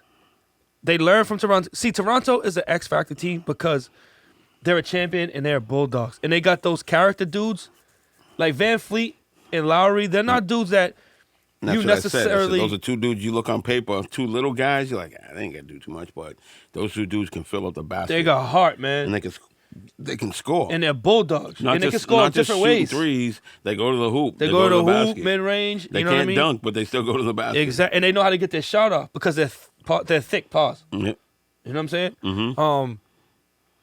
So I think it's going to be a good series, man. I look forward to... They're saying Gordon Hayward might come back. No, I was just reading. It said that he's in the bubble, and they plan on him coming back, and he should be back in time. Yeah, it says Gordon Hayward expected to return versus Miami Heat. They don't have an exact date yet. Yeah, I think a lot of people want to shit on Gordon Hayward, but I think he's been valuable to them, especially in the bubble. And I liked the chemistry. I think they were finally starting to settle in. Him, Jaylen Brown, and Tatum and Kemba were starting to figure out everybody's role. You know what I'm saying? Because even when you got 3 stars, 4 stars, or whatever, like everybody still has to know their role, and everybody has to stay like, yo. And another thing I liked, and we talked about this, I think, in the first podcast, when we were talking about the Celtics offensively, and we were saying like, yo, who's their guy? Like, and I was like, yo, Tatum has to be the guy. Yeah. Everybody got to understand that Tatum is the guy. Yep. You know what I'm saying? Like, he has to touch the ball every possession, and then you got to get your stuff off, you know what I'm saying, off of him. You know what I mean? As I grab my cough drop out the bag. My bad. Apologize. Hate to cut in there. Yo, you believe the NFL gave out $186 million in contracts today? Dak Prescott didn't get no contract, though, did he? Nope. Not the person that should be getting paid. Yeah, well. Yo, Kyle, we'll get to that. We got that. We got that in a little bit. We're going to get to that whole Dak Prescott, Skip Bayless buffoonery that took place. But, yeah, the NFL's handing out contracts, but I don't know. It's just funny to me. It's just funny to me that now, they got this collective thing bargained in now. Teams are just handing out contracts. They're trying to do like basketball. It's just mismanaged. There's a lot of mismanaged teams in the NFL. They're trying to do sign-in trades like basketball. Yeah, it's just crazy. So, but anyway, who do you got? You got the Celtics winning this or no? Oh, yeah. I got the Celtics winning. I have the Clippers beating Denver. Oh, so you got Denver. Oh, okay. Yeah. Clippers beating Denver. Yeah, Clippers my beating bad. Denver. I have then the Clippers beating the Lakers, and then the Clippers and Celtics in the finals, with the Celtics winning in 7. So you went from. So you said, if they go to the second round, you consider it a success. Yeah. So they surpassed that. Who, Celtics? Yeah. Yeah, definitely. So you got the Celtics winning it? Who I'm looking at right now, who can beat them? If you have all 4 guys, if you have Hayward, Tatum, Brown, and Kemba all playing well together, and they're all 4, and the bench is playing the way it is, there's no team out there that has 4 guys. There's no team left right now that has 4. Miami has 1, basically. This is the only thing with the Clippers that I'll give Miami has 2 with Dragic and Butler. Now, you go to the Clippers, they have 2. I like Dragic. I respect what you're saying about Dragic, but I wouldn't consider him a 2. He's a bit role player. No, he's a but 2. He's a 2. He's a small 2, but he's a 2. Okay, let's put it this way. Because he's in Miami, people don't realize, but he's a good player. Look at his numbers, he's a 2. But what I'm thinking is they got a 1. He's not a high profile 2, though. They might not have a They might not have a 2, but they got several high-level threes. Who's that? Miami? Miami. Yeah. Like, they don't have a 2, but they got a lot of high-level threes. Yep. You know what I'm saying? And they have a lot of length. And they got a lot of length. It's a good matchup with the Celtics. But I think at the end of the day... They're bigger than the Celtics. Are they, though? Jason Tatum said that last night, that the Miami is bigger than they are. But how do they play big, though? No, I'm saying. That's the thing. But the length is going to be the problem because you figure now where... I think Celtics have a problem with teams that are big and play big. Like every position, everyone's bigger. So you figure the point guard, all the Miami's point guards are bigger. The shooting guards are bigger. Like 6'5", because Jaylen Brown is what, 6'6"? Jaylen Brown's 6'7". Baharo's 6'5", Robinson's 6'5". You got... Jaylen Brown's like 6'8", I think. No, 6'6". 6'6", and then Tatum's 6'9". 6'8". 6'8", 6'9". Yeah. Williams is 6'8". You know, Tice is 6'8". The only 7-footer they have in the squad is... Chanta. No, the other dude. Kansas 6'11". Oh, Fournier. Fournier. But he don't play. Nah, he don't play. Yeah, Taco 7'7". But the thing is, the Heat don't really... They play athletic. Yeah. But they're another team that moves the ball. They move the ball. They get the right shot. Screens. Coming off screens. And you got to be prepared for Jimmy Butler not going to the basket. You know, in go to the basket. Well, they play a lot similar to the Celtics. That's why. So all right, look, bro, I'm gonna ride with you then. Fuck it. We'll go down. We'll ride together. We'll ride together, dog. I'll ride with you, bro. We'll go to the Devil's house together. I'll ride with you, bro. We'll go to the Devil's house together. So we got the Celtics winning this thing. Why not? You got to support the hometown team. We got the Celtics winning this thing. We're green teams. Yep. And the worst part is, and I hate to say the worst part, is like if there was no Corona and they say the Lakers make it to the finals instead of the Clippers, LeBron would be coming here. Because they'd be in a TD Bank. To be back to beat LA. Yep. But now you won't have that because it's in the bubble. Yo, LeBron's in a bad spot. You know why? Because I think Anthony Davis Did you say LeBron has a bald spot? Yo, he needs to let that go. Yo, LBJ. You can tell his barber's not in the bubble. Money can't buy you 2 things. It can't buy you time. It can't buy you love, and it can't buy you hair. No, it can buy you love. Not real love. Yeah, but I'm not just that saying. Mary J love. Not that Joy Taylor love? Nah. Damn. Yo, she took a weave out, yo. Yo, I like. Listen. She's unbelievable. She took the weave out. I noticed that the other day. Yo, Joy Taylor, if you hear this podcast, you know what I'm saying? Holla at your boy, yo. He copped the babies. Dun, dun. I'm biz. I caught the biz. But yo, you said Joy Taylor. That threw me all off my shit. Yeah, Celtics, I'm looking at them to go far now that they got past Toronto, and that was their true test to see, can you knock off the champs? You saw Marcus Smart's Twitter feed, King of the North. Kings of the North. Yo, he hit him with the King of the North. That's going to be the title of this podcast. Kings of the North. Kings of the North. Yeah, all right, so I'm with you, bro. I think that they have just as much of a chance. Only thing with the Clippers, I think the Clippers have been playing around with these teams. And I think they've really been looking forward to this Lakers matchup. And I think we're going to see the best version of the Clippers in the next round. They got so much length. Yeah, and they really haven't played together as a full unit. Yeah. And they're just now getting 30 rapidly games. back. I think they're under 30 games as they played together as a full Clippers unit. are going to be dangerous. But I think LeBron's in a bad spot. You know why? Because I think that dudes, there was a thing going around before when he came to the Lakers where dudes was like not wanting to play with him. Man, because not everybody's on LeBron's bandwagon. Everybody thinks that everybody loves LeBron. No, so I people think want to beat him. He might be in a situation where he has to kind of get ingratiated with some young guys. Yeah, because he pissed off Marcus Smart and Jaylen Brown with that whole, how come I wasn't told when Milwaukee decided that they weren't going to play. But I just think it's a lot has to do with but nobody when he wins. But nobody owes him nothing. When he wins, it's all LeBron, and when he loses, it was everybody else's fault. Oh, he's salty. So I think that's part of the problem. Like when Kyrie left and went to Boston and he posted that Arthur meme, like the little cartoon Arthur with the fist, clenching the fist. I'm like, really, bro? You're mad because you were calling the kid for years left? Yo, Kyrie's a super sucker. But anyways, that's it, man. That's all I got for the Celtics, man. We finished 2 minutes early for once. Yep, 2 minutes and 2 seconds. You can watch Love Connection. Love Connection. I can profess my love to Joy Taylor for 2 minutes and 30 seconds. Chuck Woolery. I keep it simple. I love you, girl. I love you. I see you. And I want you. And I want you. Nah, I'm just playing. All right, man. So, look, you know what tomorrow is, right? Dun, dun, dun, dun, dun, dun, dun, dun, dun, dun, dun. Yo, I'm so charged. Yo, there's so many things about tomorrow. Oh, wait. Depending on what channel you watch. Dun, dun, dun, dun, dun, dun, dun, dun, dun, Oh, that's right. Dun, dun, dun, dun. Yeah. Dun, dun, dun, dun, dun, dun, dun, dun. Yo, I'm gonna play that in my ride home You hear all that day. robot? You hear the robot? Yo, football is back, bro. NFL football is officially back. It's about time. I didn't think they were gonna play. I mean, it started yesterday. It started Thursday. But like, Sunday, the first NFL Sunday of the year. It's a little different this year, obviously, with COVID. But football is football. And I don't care if they're just playing on the grassy knoll. I'm watching. For sure. You know what I'm they saying? Playing in the backyard in the street. Straight up and down. So, Pats. First game against the Dolphins. Oh, Cam. I just want to see what kind of offense they're bringing out. I mean, I'm so excited. Listen, man. I've been super, super, super, super hard on Tom Brady. You know what I'm saying? But, like, it does suck in some ways where it's like, damn. But it's exciting in the sense of, like, it's the first time in a long time. I'm telling you, man. They're going to run that Tebow.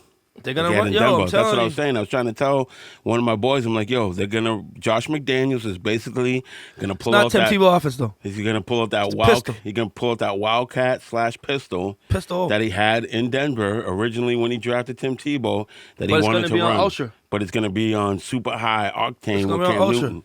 And like, let's start from here. Rosters came out for the Patriots, and you look at that roster, dude. That's a running roster. But you also look at it, you're like, too, you get N'Keal Harry and jet sweeps. Put the ball in his hands instead of trying to throw him. He's not going to run. He's not going to outrun people, and he's not going to get a lot of separation. You got to give him he's the ball. Like Des Bryant. You got to give him the ball behind the line. No, he got to. N'Keal Harry has to make contested throws. But I'm saying, if you want to get him some plays, like 3 or 4 plays where he's getting the ball on a jet screen, where he actually, because you saw the plays he had ran last year when he got the ball in his hands and he was productive. You know how I would use N'Keal Harry? I would use him like a de facto H-back. Use him like they used when they had Hernandez and. I use him like an H-back. He can block. And Cordell Patterson when they had him in the backfield. I bring him in motion. Have him check, drop out. You know what I'm saying? But the thing that's with N'Keal Harry, you gotta understand. People go, he can't. Not every receiver gets 5-6 yards of separation, bro. Some guys you gotta put it on them, and he gotta be able to make. Let's put it this way. I'm not comparing N'Keal Harry to Deshaun Hopkins, but did Hopkins get a lot of separation? D-Hop, oh yeah. He didn't get a lot of separation. He made a lot of contested catches. Diving catches. He's great at contested catches. You know what I'm saying? He's not like a jump up Larry Fitzgerald contested catch, excuse me. He's more of a, turn my back, jump up, catch it over like you. thing. But the thing is, okay, so let me just tell you. So separation, Tease. There's different levels of separation. There's 4 yards of separation. Am I correct? Oh, yeah. There's 7 yards, and then there's 1 yard of separation. And there's 6 degrees of separation. And 6 degrees of separation. And you got to you got to know who you are. So some guys, you got to throw it on them, and hopefully they have the skill set. So if you're a receiver that doesn't get a lot of separation, you need to be working on contesting catches and using your body. I think they're going to do a lot of rollouts. It's going to be a lot of moving in the pocket. It's going to be a lot of, zone runs, right? Run RPO stuff. Yep. And you got to understand, to me, it's really not about this year, right? It's about establishing what the philosophy is going to be from this point forward, right? So, do you really think, that Bill Belichick would bring Cam Newton here for 1 year, the type of player that Cam Newton is? I'm talking about the style. It takes so much to change that philosophy. To go change back? I'm thinking they're going to use an offense that was already here anyway. No, there's already an offense. That's the thing. People say, it's not. The system is. Depending on what happens, I don't know. Because what are you looking at next year? You're drafting a young quarterback again? No, you're building your roster. No, but I'm saying if Cam Newton's not your answer quarterback, who's your answer quarterback? If that's he's not, exactly what I'm saying. So let's look at the roster. Let's just start from let's do a true Patriots preview. Rosters came out, and when you look at that roster, what did you think? They're gonna get run on, and they can't pass. They have the Pro Football Focus did a analyzation of all the wide receiver groups last year, and the Patriots had the worst wide receiver group of any team in the last 14 years that they've done the rating, that group last year was the worst. Yeah. Hence why my conversation, whenever I talk about Tom Brady getting the shaft, that validates my argument that Belichick was not trying to give him anything to work with as far as skill players go because he doesn't know how to pick them, unless they're running backs. But wide receivers, he can't pick them. He has to get them in free agency. Corners, he necessarily can't pick them unless he gets them off the the UFDA. He finds them the unrestricted free agent drafts like J.C. Jackson and Butler and dudes like that. But he's not going to go out and draft a corner because he can't. Cyrus Jones, anyone? Hello? Yeah. Okay. I mean, most of the guys that he has that are playing are guys that Gilmore came from another team. Or that are guys that were low-round draft picks or free agents that Jonathan he's coached Jones up. was low-round, fourth round. J.C. Jackson. They said J.C. Jackson looks... The secondary looks great. My concern is... That D-line's small. They do say that these guys, like the young guys, Uche, Jennings, they're going to be Winovich, stout enough to hold up the run. But that's the thing. They look athletic. See, you can think somebody looks good in practice, but when you get in a game... There's so many question marks with the Patriots right now, but that's what makes it exciting for me. Like, the way I was watching Kansas City move Houston around, and they have bigger dudes on the defensive line. I'm like, what are they going to do when they play the Patriots? And the Patriots have to go up against that offensive line. Yo, Kansas City's offense, man. And I got to renege on listen, Andy Reid, dude, like, I'm not a fan of those dipsy do fancy stance offenses, and I would like to see what that offenses look. But it works. It worked everywhere he's been. Without the same amount of talent. But it works, man. I never gave Andy Reid the respect he was due until he won the championship. But you got to look back at his history. Go to 4 straight NFC championship games in Philadelphia. Yeah. And then, you go to a Super Bowl, you win it. And if it wasn't for a coin flip the year before with the Patriots, it could have been the Super Bowl the year before that, and they would have beat the Rams. I just think the involvement of it is being more physical with Edwards-Helaire.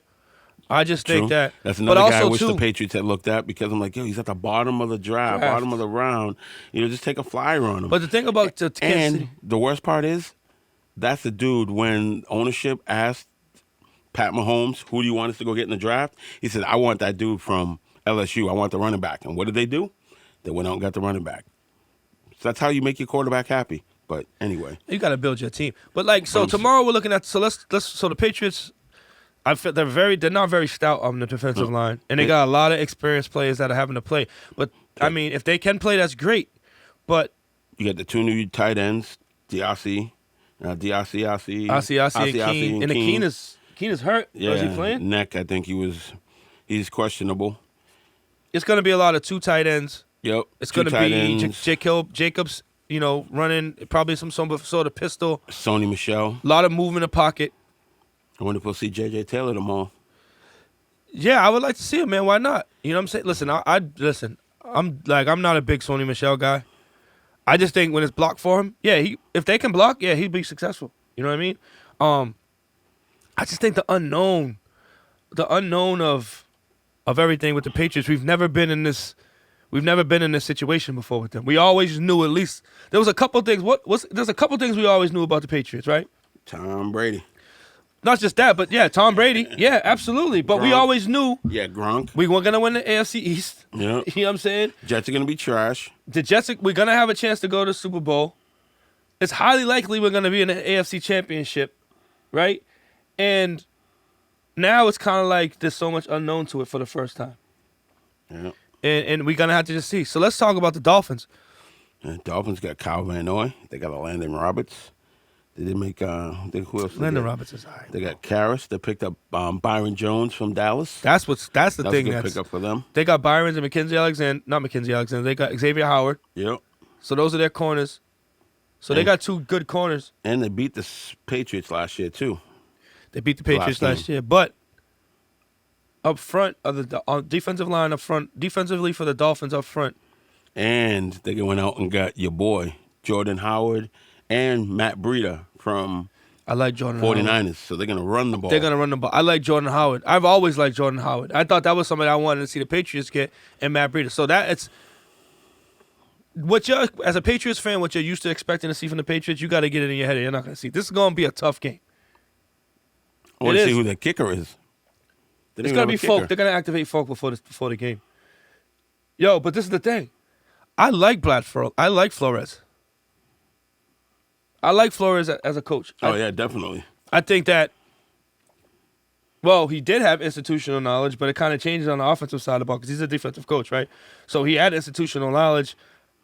Because you figure any defense they play tomorrow is going to be straight vanilla because they don't even know what they're looking at. They have no film on it, so they can't even game plan for anything because they don't know what the game plan. They're probably going to go look at Josh McDaniels, like you said. They're probably going to go look at Josh McDaniels in Denver. They'll look at some old Panthers stuff, some old Panthers tapes. But you really don't know. No, because that's Norv Turner for a couple of years. But one thing you do know is on the offensive, on the defensive side, Patriots are light in the ass. Because Chan Gailey is a coordinator for. I don't like that. But he's an old school. Miami. He's an old school West Coast guy, right? They're gonna run the ball. West Coast. They're gonna run the ball. They're gonna run the ball. That's one thing you can know for sure. And if they don't, they're stupid. Play action. The tight end's decent too. Was it Gesicki, the tight end? Yeah, the Gesicki. He's from Penn State. But the thing about that might play in the Patriots' hands. If the Patriots can run the ball, and Miami can run the ball, we might be looking at one of those 17-10. Yeah. Well, also you got to think. Also, the one thing also is going to come into it is the conditioning. You know, because you think the heat. Well, they say he's not going to be that warm. It's not in Miami. It's here. It's here. Yeah, it's here. But they said conditioning because even Lamar Miller said he came from Houston. He said he's never done as much running as he did when he came to the Pats. I think it's going to come down to tackling and stuff. Because the Patriots have to be the most conditioned team in the NFL right now. And that's a good. I think so positive and negatives about the Patriots, right? Optimism. We'll say optimism and non-optimism. It's a 9-7, bro. 9-7. Looking at their record, 9-7. No, I'm just saying in general, looking at the team, things that you look at that you're optimistic about. Yeah, I'm optimistic about. They got to do something on wide receiver, bro. They can't go out there with just if Edelman gets hurt, what do they have left? Ganoshevsky's not even playing them all the same. Yeah, that's crazy. You're gonna depend on Jacoby Myers and N'Keal Harry, Bird, dudes that like you have no type of. There's no type of question marks all over the place. Yeah, there's no type of galvanized, number one or number two receiver there besides Edelman to say, okay, besides Julian Edelman, who else in this room can we depend on? Yeah, it's gonna have to be somebody that's gonna have to step up. That's why there's a lot of pressure on N'Keal Harry. But I think people are focused on N'Keal Harry, but that rookie tight end too. Yeah. I mean, he's gonna have to be effective. They say he could have Gronk-like numbers, like Gronk's first-year numbers, where he had over 500 yards receiving. That he has that type of capability. Should. I mean, it's going to be in Kansas tight end thrower, right? So, optimistically. So his new Greg Olsen. So how do you feel optimistic? Like, what do you feel like? What do you think you looking excited to see this season for the Patriots? I just want to see. I'm interested to see how the defense. I want to see where's Derek Rivers. All these young linebackers they have. I want to see now that they have all these young guys, speed, because that's what they have now. They have all these younger guys. So now you look at their defense, it's not built on bulk, which used to be with, Ty Warren and Will Fork and Seymour and all that. Ted Washington. Now these are all, light ends. John Simon's a light end. You have Winovich is another light end. Wise. They said Wise put up like 20 pounds of muscle. I mean, he's still he went up from 250 or something like that to 275. Yeah, because Guy, that's it. If Lawrence Guy gets hurt, that's like your biggest dude. Because Shelton, I don't think he's on the team anymore. No, Shelton's on Detroit. And the Bo Allen guy is not playing. He's on injured reserve. Yeah, he's not that big, and Coward's not that big. Yeah, Coward's not that big. He's so when they play teams like the Ravens. But I see somewhere they said that they think Coward is the most explosive D lineman. But that could be sauce. Yeah. Definitely could be there. I'm excited because they said Patriots went from like the third oldest team to like one of the top 10 youngest teams or something like that. And they're $33 million under the cap right now. And they're $33 million under the cap. I see a move. Do you see a move at the trade deadline to bring in a wide receiver or something? But I mean, it's hard to bring in a wide receiver in the midseason. Yeah, especially to learn this offense. And their bye week is really, really early, right? Mm-hmm. That would be the time to do it. I wouldn't wait till the bye week if I was going to do it. I would do it early, get a bye week, and I give them a build up. To get to the point. But I'm excited about seeing. I guess I'm excited about the unknown, bro. Definitely. You know what I'm saying? Just like, what if we watch the game and Derek Rivers is on Fitzpatrick's neck and Jennings looks like he can play and I'm questioning about who's your right tackle. Illuminor, I don't know, man. They said he looked. Like I said, those are the things that we're gonna see a lot of. I know for sure. I can't tell you a lot about what's gonna happen because I know we're supposed to do this, but there's so much There's so much up in the air with what you're going to see from this Patriots. But one thing I do know is the COVID effect as far as having these guys being, first of all, they tackle bad under normal circumstances because they don't hit as much as they used to in camp, right? Well, you look at the game Thursday night, they look pretty good, not having a preseason and not having any type of camp. They only had like maybe 2 penalties, I think, the whole game, or 3 penalties. Not a lot of holding calls, not really sloppy because you thought it'd be a sloppier product. Yeah. I think, too, they got 2 veteran teams, though. True. You know what I'm saying? Like There's 2 veteran teams. That knew each other. There wasn't too much turnover. So it's like, you just kind of go into the flow. I think the teams that are going to have problems are young teams. Well, Patriots are teams with new quarterbacks. Mm-hmm. You know what I mean? How about this? If we just took the Patriots logo and if it wasn't the Patriots, if this was Team X under these same circumstances with this same roster, no Bill Belichick, what do you think? Like, do you think the Bill Belichick and the mystique factor of this team has people being more optimistic, or the hate for the team has in the want to see the team be unsuccessful, make people under set their expectations lower? I think everyone in the New England area, they don't know what to expect. That's the thing. Everyone's like, this is uncharted waters. And if you say you do, you're lying. Uncharted waters, because this is the first time where Tom Brady's not here. It's the first time where you don't have him come running out the tunnel without his helmet on. You know what I mean? And so it's new for a lot of people, so they don't know what to expect.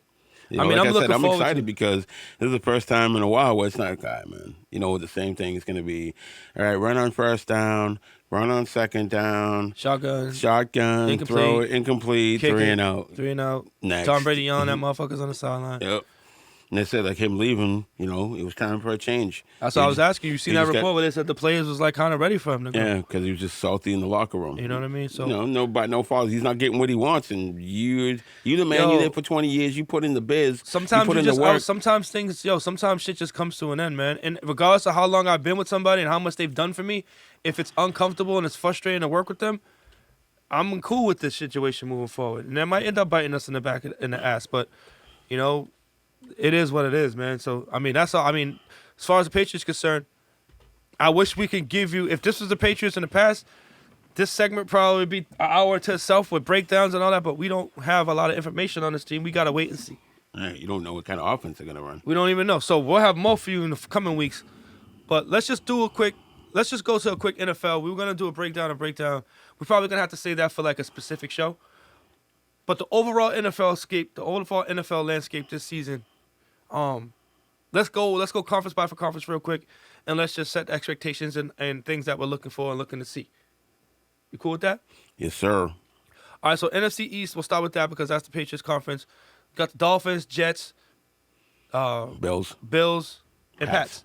So everybody's on the Bills' dick, which I understand. Josh Allen's still trash. And that's how I feel. And at the end of the day, it's going to come down to him. So it's going to be Miami and New England. You feel like it's Miami and New England? I think the Bills are going to be there just because they have a very, very talented roster. If you look at that defense, bro, that's a stacked roster. And I think Josh Allen is going to be able to put them in a position to be successful. Gets them to a certain point, but I think when they go into the playoffs and they got to play against coaches and teams that are going to take away certain things and expose him. They're going to scheme against him, yeah. That's when he's going to be out. Now, I don't know if the Patriots have the personnel, the ability to stop him from. I don't think because they're going to try to run the ball. I don't think the Patriots can physically take away what the Bills will try to do to them on offense. No. Now, they'll be able to lock down their receivers, and maybe they'll be able to get after him, but he's one of them dudes that scramble out and make runs. So that'll be interesting to see. Are the Dolphins ready, or are they not ready?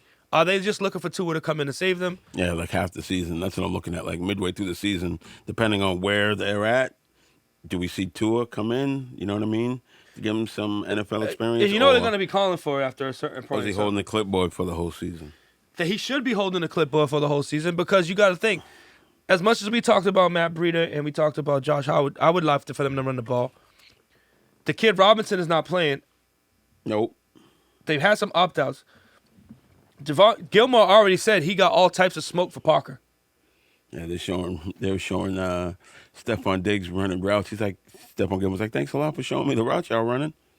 because these dudes are stupid. But now I don't know how much about the offensive line for the Dolphins, but I think this is going to be a good first game for the Patriots. But at the end of the day, and it's kind of crazy to say, I could see the Patriots being in the mix for this thing.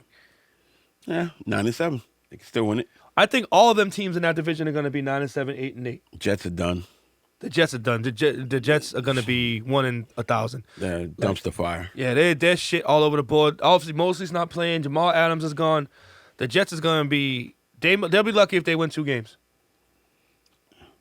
Luckily. Nah, they'll win more than 2. Because I'm sure they got to play like the Jags. How, though? I don't know. Sam Darnold will piece it together somehow. They do have Sam some Darnold, talent. I don't believe in that guy. They do have some talent. Where? On offense. Who's their receivers? They just drafted, what's it called? Dude from, so now you're going to make me go on. Exactly. Jets. Yo, who's their tight ends? Who's their I like the offensive lineman they got. They got Le'Veon Bell.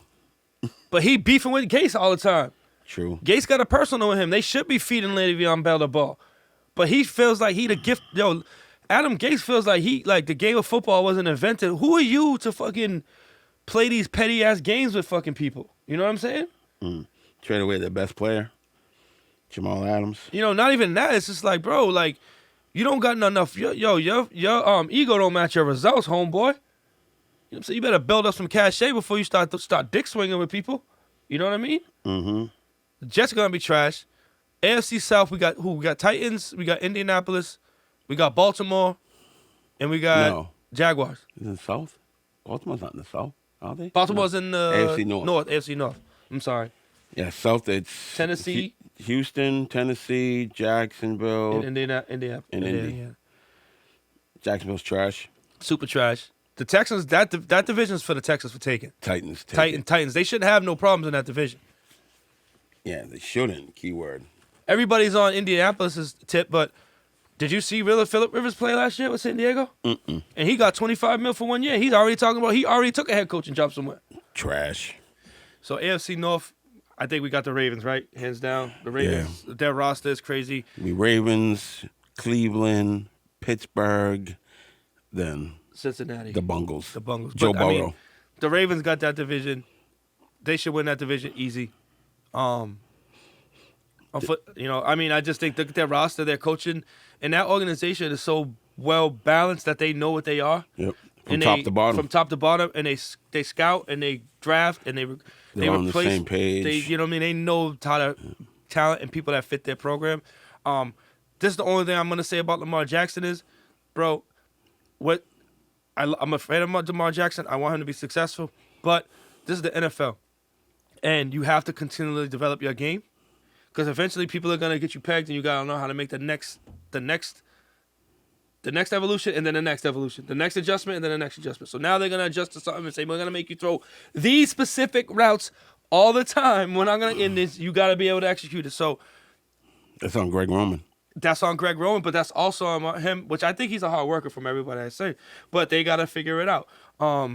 Cleveland, look, at the end of the day, the Browns are going to be the Browns, bro. Can they get it together? And I want to apologize to my Uncle Arnold right out front. Baker Mayfield, they said he lost weight. I don't believe in that guy.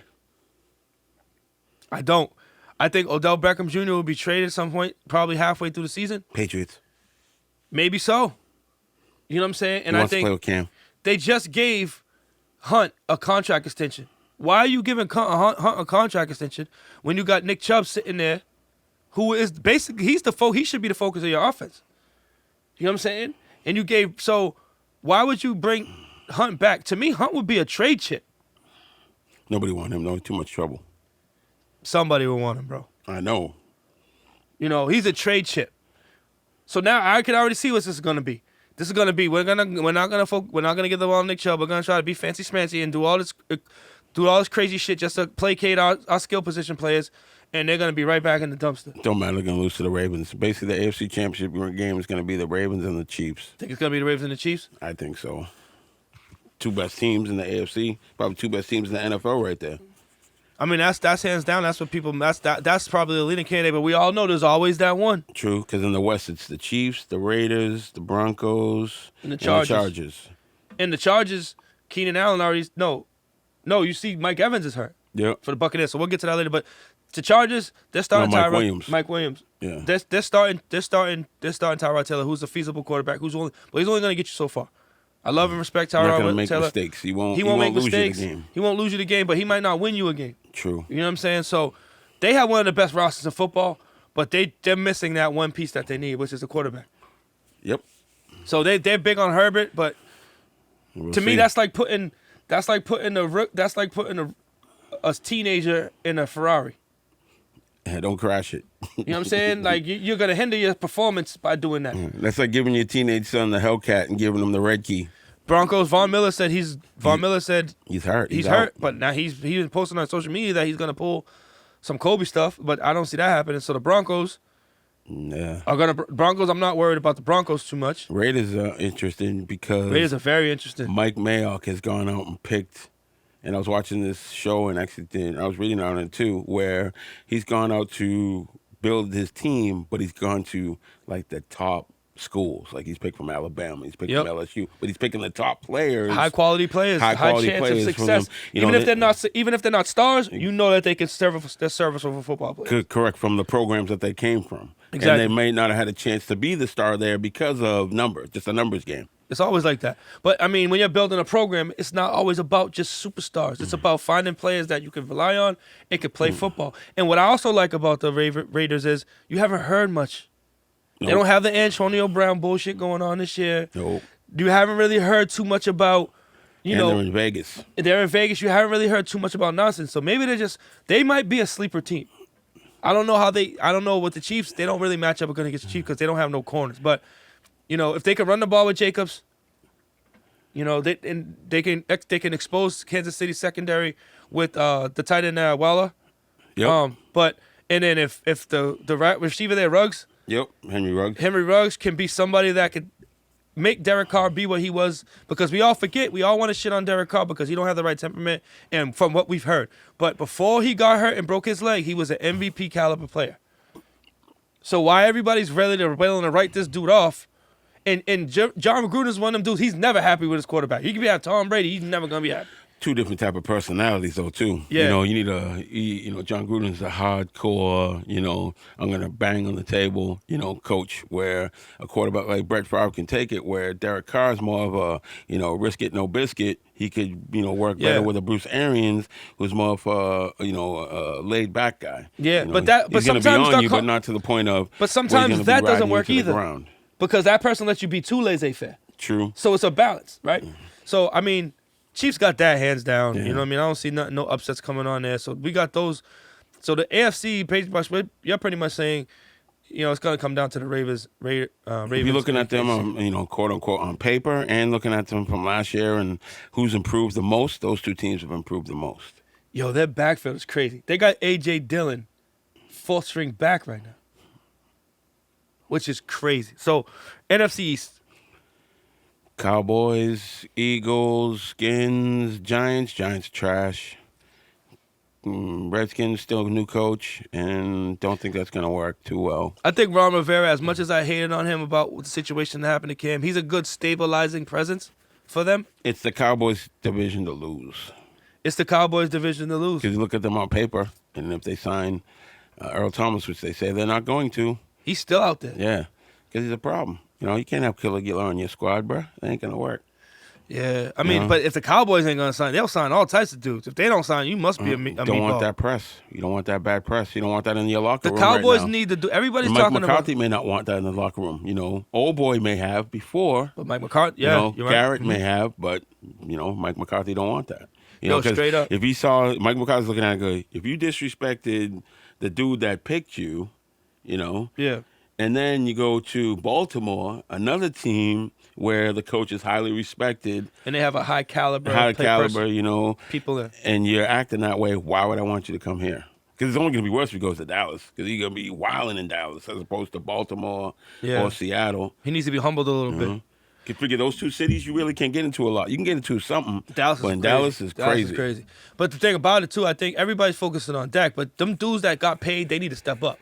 Because once they got paid, DeMarcus Lawrence. And it's not the same offensive line, but now they got them all. Now they say they have everything. They got 3 receivers, 3 technically number 1 receivers there with Gallup, with CeeDee Lamb, and Cooper. And you got Zeke.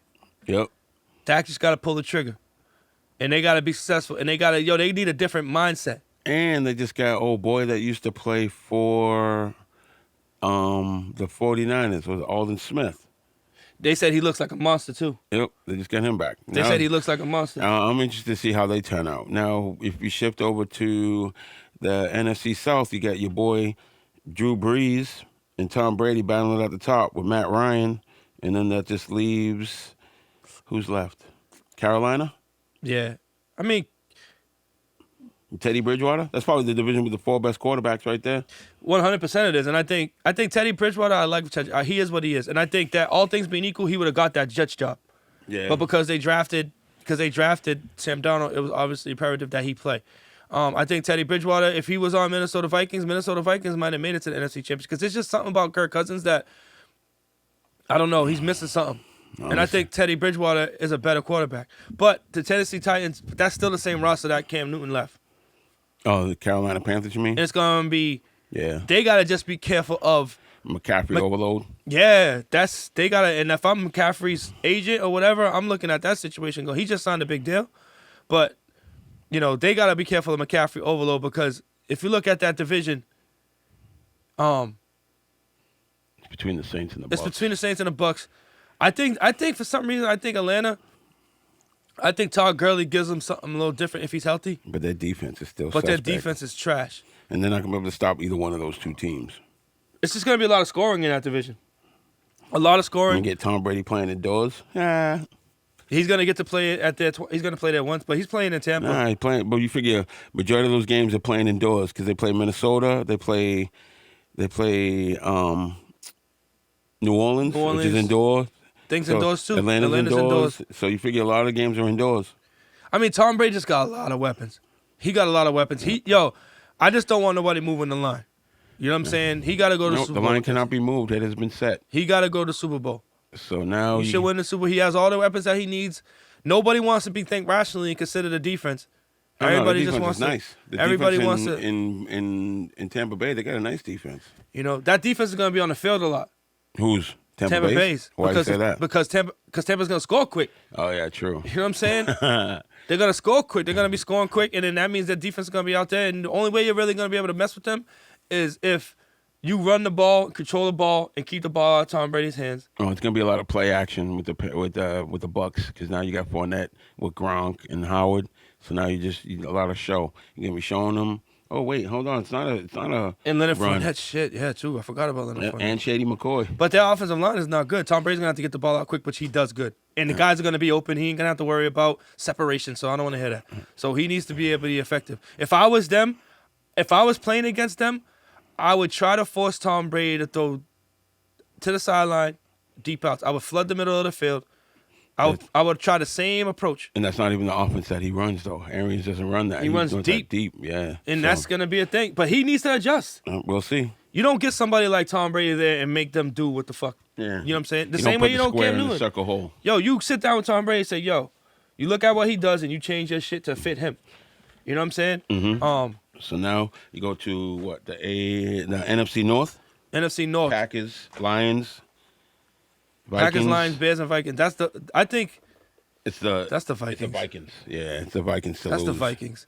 The Bears should be mentioned there, but they're starting Trubisky. And you know what that is? That's pride. Yeah. They don't want to admit that they effed up, especially when you look at what Deshaun Watson and Patrick Mahomes are doing. That's one of them things where you need to cut your losses and just move on. Yep. You brought in Nick Foles for what? Nick Foles is a Super Bowl winning quarterback in that type of offense. And if you look at it, they got a lot of the same type of weapons that Eagles team had. Yep. They got the two backs. Well, you figure it's based off of the Eagles offense. It's based off the Eagles offense. So why the fuck wouldn't you put Nick Foles and say, yo, let's try to get into the playoffs and let's make some noise?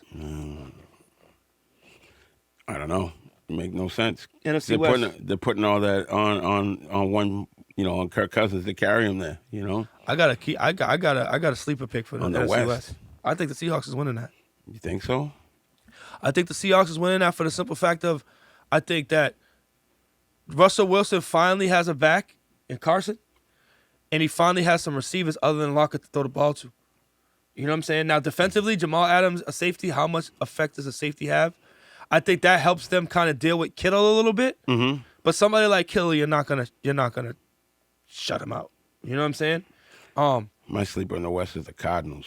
Everybody's on the Cardinals, but defensively, dog, like they're just gonna score a lot of points. Because now you figure you got D-Hop and Pitts.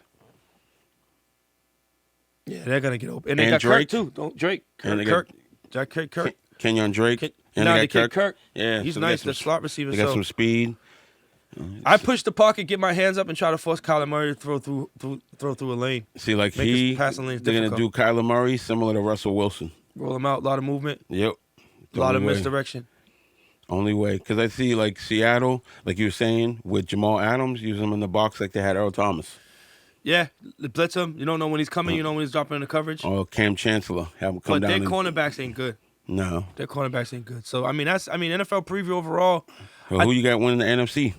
The NFC. I think You said Seattle? no. I think Seattle's going to win the West. I think San Francisco's going to make the playoffs. I think they might eventually. Might end up being there. But I just think a lot of teams that have that the Patriots are the only team that have lost in the Super Bowl and come back and been successful. It's going to be Tampa Bay versus Kansas City in the Super Bowl. And they're going to score a bazillion points. Yep. It's in Kansas City. I mean, it's in Tampa, too. I think the Saints, man. I think the Saints. They got another receiver to go on the opposite. Finally got somebody to go on the opposite side of Thomas. Yeah, but whenever they get to the playoffs, they always find a way to lose. Whether it gets taken from them or they blow it themselves. Yo, another thing Kansas City got to watch out for, and I'm not a big Tannehill fan. They just got Clowney. So they got Clowney, Vernon Harris. They got Clowney on that defense now, and they got those. You know what I mean? They can put pressure on Mahomes. Oh, yeah. The problem that hurt them last year is they stopped running the ball. And they couldn't cover Kelsey. They couldn't kill Kelsey. Well, it's hard to cover. I don't know why nobody puts their fucking hands on Kelsey. It just baffles me. So that's the NFL wrap-up, man. So that was good, man. I'm glad. I'm excited about, I can't wait. Tomorrow I ain't doing nothing. Don't call me. Not you. I'm saying people in the world. Don't Not call me. answering the phone. Don't call me. Once I get my pizza, it's a wrap. Set it off. Yeah, let's set it off, man. I want to get to this topic, man, because I've been bugging out. I hit Tease up early. I was so aggravated about this shit. So set it off, everybody. You know, if you've listened, if you haven't listened, Set It Off is a part of the show where me and Tease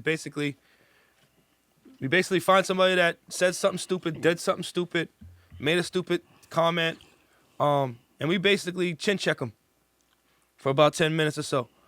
And today I need somebody to come down step in front of the congregation, the person we're gonna call. Who we calling, Tease? You looking for Mr. Bayless? Yeah, I need Skip Bayless to come on down here and catch these 1-2s real quick. Get these hands, 2 pieces of biscuit in the water. Yeah, and it's gonna spill from Skip Bayless kind of to a Cowboys to a Jerry Jones type fucking Set It Off. But I'll punch Skip Bayless first because you know what, man? This is the thing. So what happened?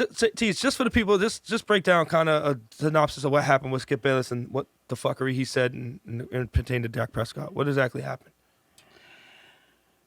Well, he basically came out and said that Dak Prescott, has depression issues, sort of, kind of. It's been floated out there, and I'm like, okay, why is this guy coming out speaking on things that he really doesn't know about? And you don't speak to the man directly. You don't go to Dak directly and ask him about it. And he's had a hard on, like he's had something about Dak up his ass for a minute. Because it's not Tony Romo.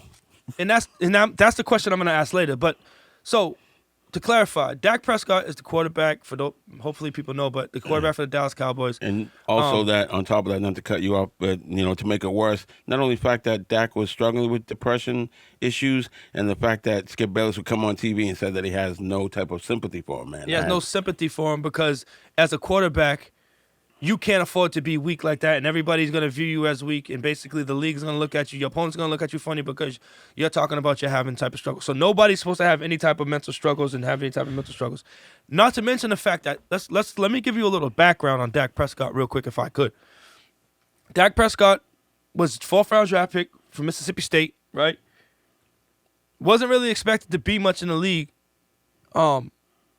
Basically took Tony Romo's job, who was Jerry Jones's golden boy, and has been successful, right? A lot more successful. He was the second leading passer in the league last year, right? I think he had like 30 touchdowns, like 10, 12, 15 interceptions or something like that. And he's the quarterback for America's team. But the key thing about Dak Prescott is a kid who was not raised. He was raised to a single. He's a multiracial kid. He was raised by his mom. His mom died of cancer when he was a sophomore in high school. So he was raised by his older brothers. He has 3 older brothers. They are tighter than glue, him and his older brothers, right? Dak Prescott, and from everything that you hear about him and everything that you see about him and everything that anybody that mentions or talks about Dak Prescott, he's not only a phenomenal football player, but he's a phenomenal person, right? He does all the right things. He doesn't get in trouble. He carries himself well. Rocking the bow ties in the interview. Yes, sir. No, sir. Yes, ma'am. No, ma'am. No, he's one of those straight-laced dudes. So his brothers did a great job. So during the quarantine, Dak Prescott came out and he said that he had suffered from some depression issues related to the quarantine, and also that his oldest brother had committed suicide. Yeah, his brother shot himself when he was 31. His brother committed suicide. His brother was 31. So here you are, a young man who was raised by your brothers. Your mom dies of cancer. And your brother, your de facto father figure, shoots himself in the head and kills himself in the middle of a quarantine. And not only are you sitting in this quarantine hard to deal with for a lot of people, right? But now you're dealing with the fact that your brother committed suicide. And then you got this man commentating saying that he has no sympathy for Dak Prescott. You know, saying that he's weak, and that's not what leaders do. Yo, Skip Bayless, as a person like myself, who, let me say this. Okay, so Tease, right? Growing up a lot of times, right? When I would hear suicide, and I would hear people talk about suicide, because I was raised and I was taught to have strong mental strength, Mm-hmm. and I was taught to have faith in that through mental strength that you can overcome a lot of things. A lot of times that blinded me for the respect for somebody that has going through mental struggles has. And I would think that people who commit suicide or talked about committing suicide, I would view them, I'm like, yo, that's sucker shit, right? Yeah, because whenever growing up, I had a friend who actually committed suicide while we were in high school. And one of the main reasons why, you know, we found out that he did what he did was that, you know, people were riding him all the time. So it's not the fact that, because we don't think people that commit suicide is that they're weak. And it's not that they're weak, it's that they can't take it anymore. There's a lot of different reasons. Well, it gets to the point where they figure this is the only answer they have is to take their life. Where I had a friend, my girl's friend, you know, he committed suicide, God bless his soul, jumped off a parking garage, went to the barbershop across the street from where the parking garage was, got all nice and cleaned up, got a haircut, line up, everything, walks right across the street to the parking garage, goes all the way up to the roof and jumps right off the roof after getting a haircut 5 minutes next across the street. And the thing about it is, for me, I say that to say this. You say those type of things until you're in that situation. You know what I'm saying? I pray to God, people listening and the people out there, you're never in a position where you feel hopeless, right? Where you're so broken and you're so devastated that your existence on this earth doesn't matter no more. You know what I'm saying? And a lot of the cues that people would probably use to save you don't really help. Mm-hmm. Yo, what about your family? What about your mom? You're thinking, your mind state is they're better off without me. And think of this, right? And it'll make it worse. The fact that Skip Bayless said that, but he actually did it on World Suicide Prevention Day. So that's not only the fact that you come out and say some insensitive things when someone's talking about dealing with depression issues, you say it on the day that basically is the day that we celebrate to prevent suicide. So he comes out and says something on the prevention day. So it makes you look like a double idiot. It makes you look like it. And so for me personally, you know, I'm going to share, like, listen, the reason why I know this is because I've been there. So anybody that knows me from the time I was a kid to the time I'm now, they see me as, you probably see me as a happy person, somebody that has everything going on, somebody that, you know, enjoys life, right? Mm-hmm. But there was a time in my life when, you know, and it wasn't for it.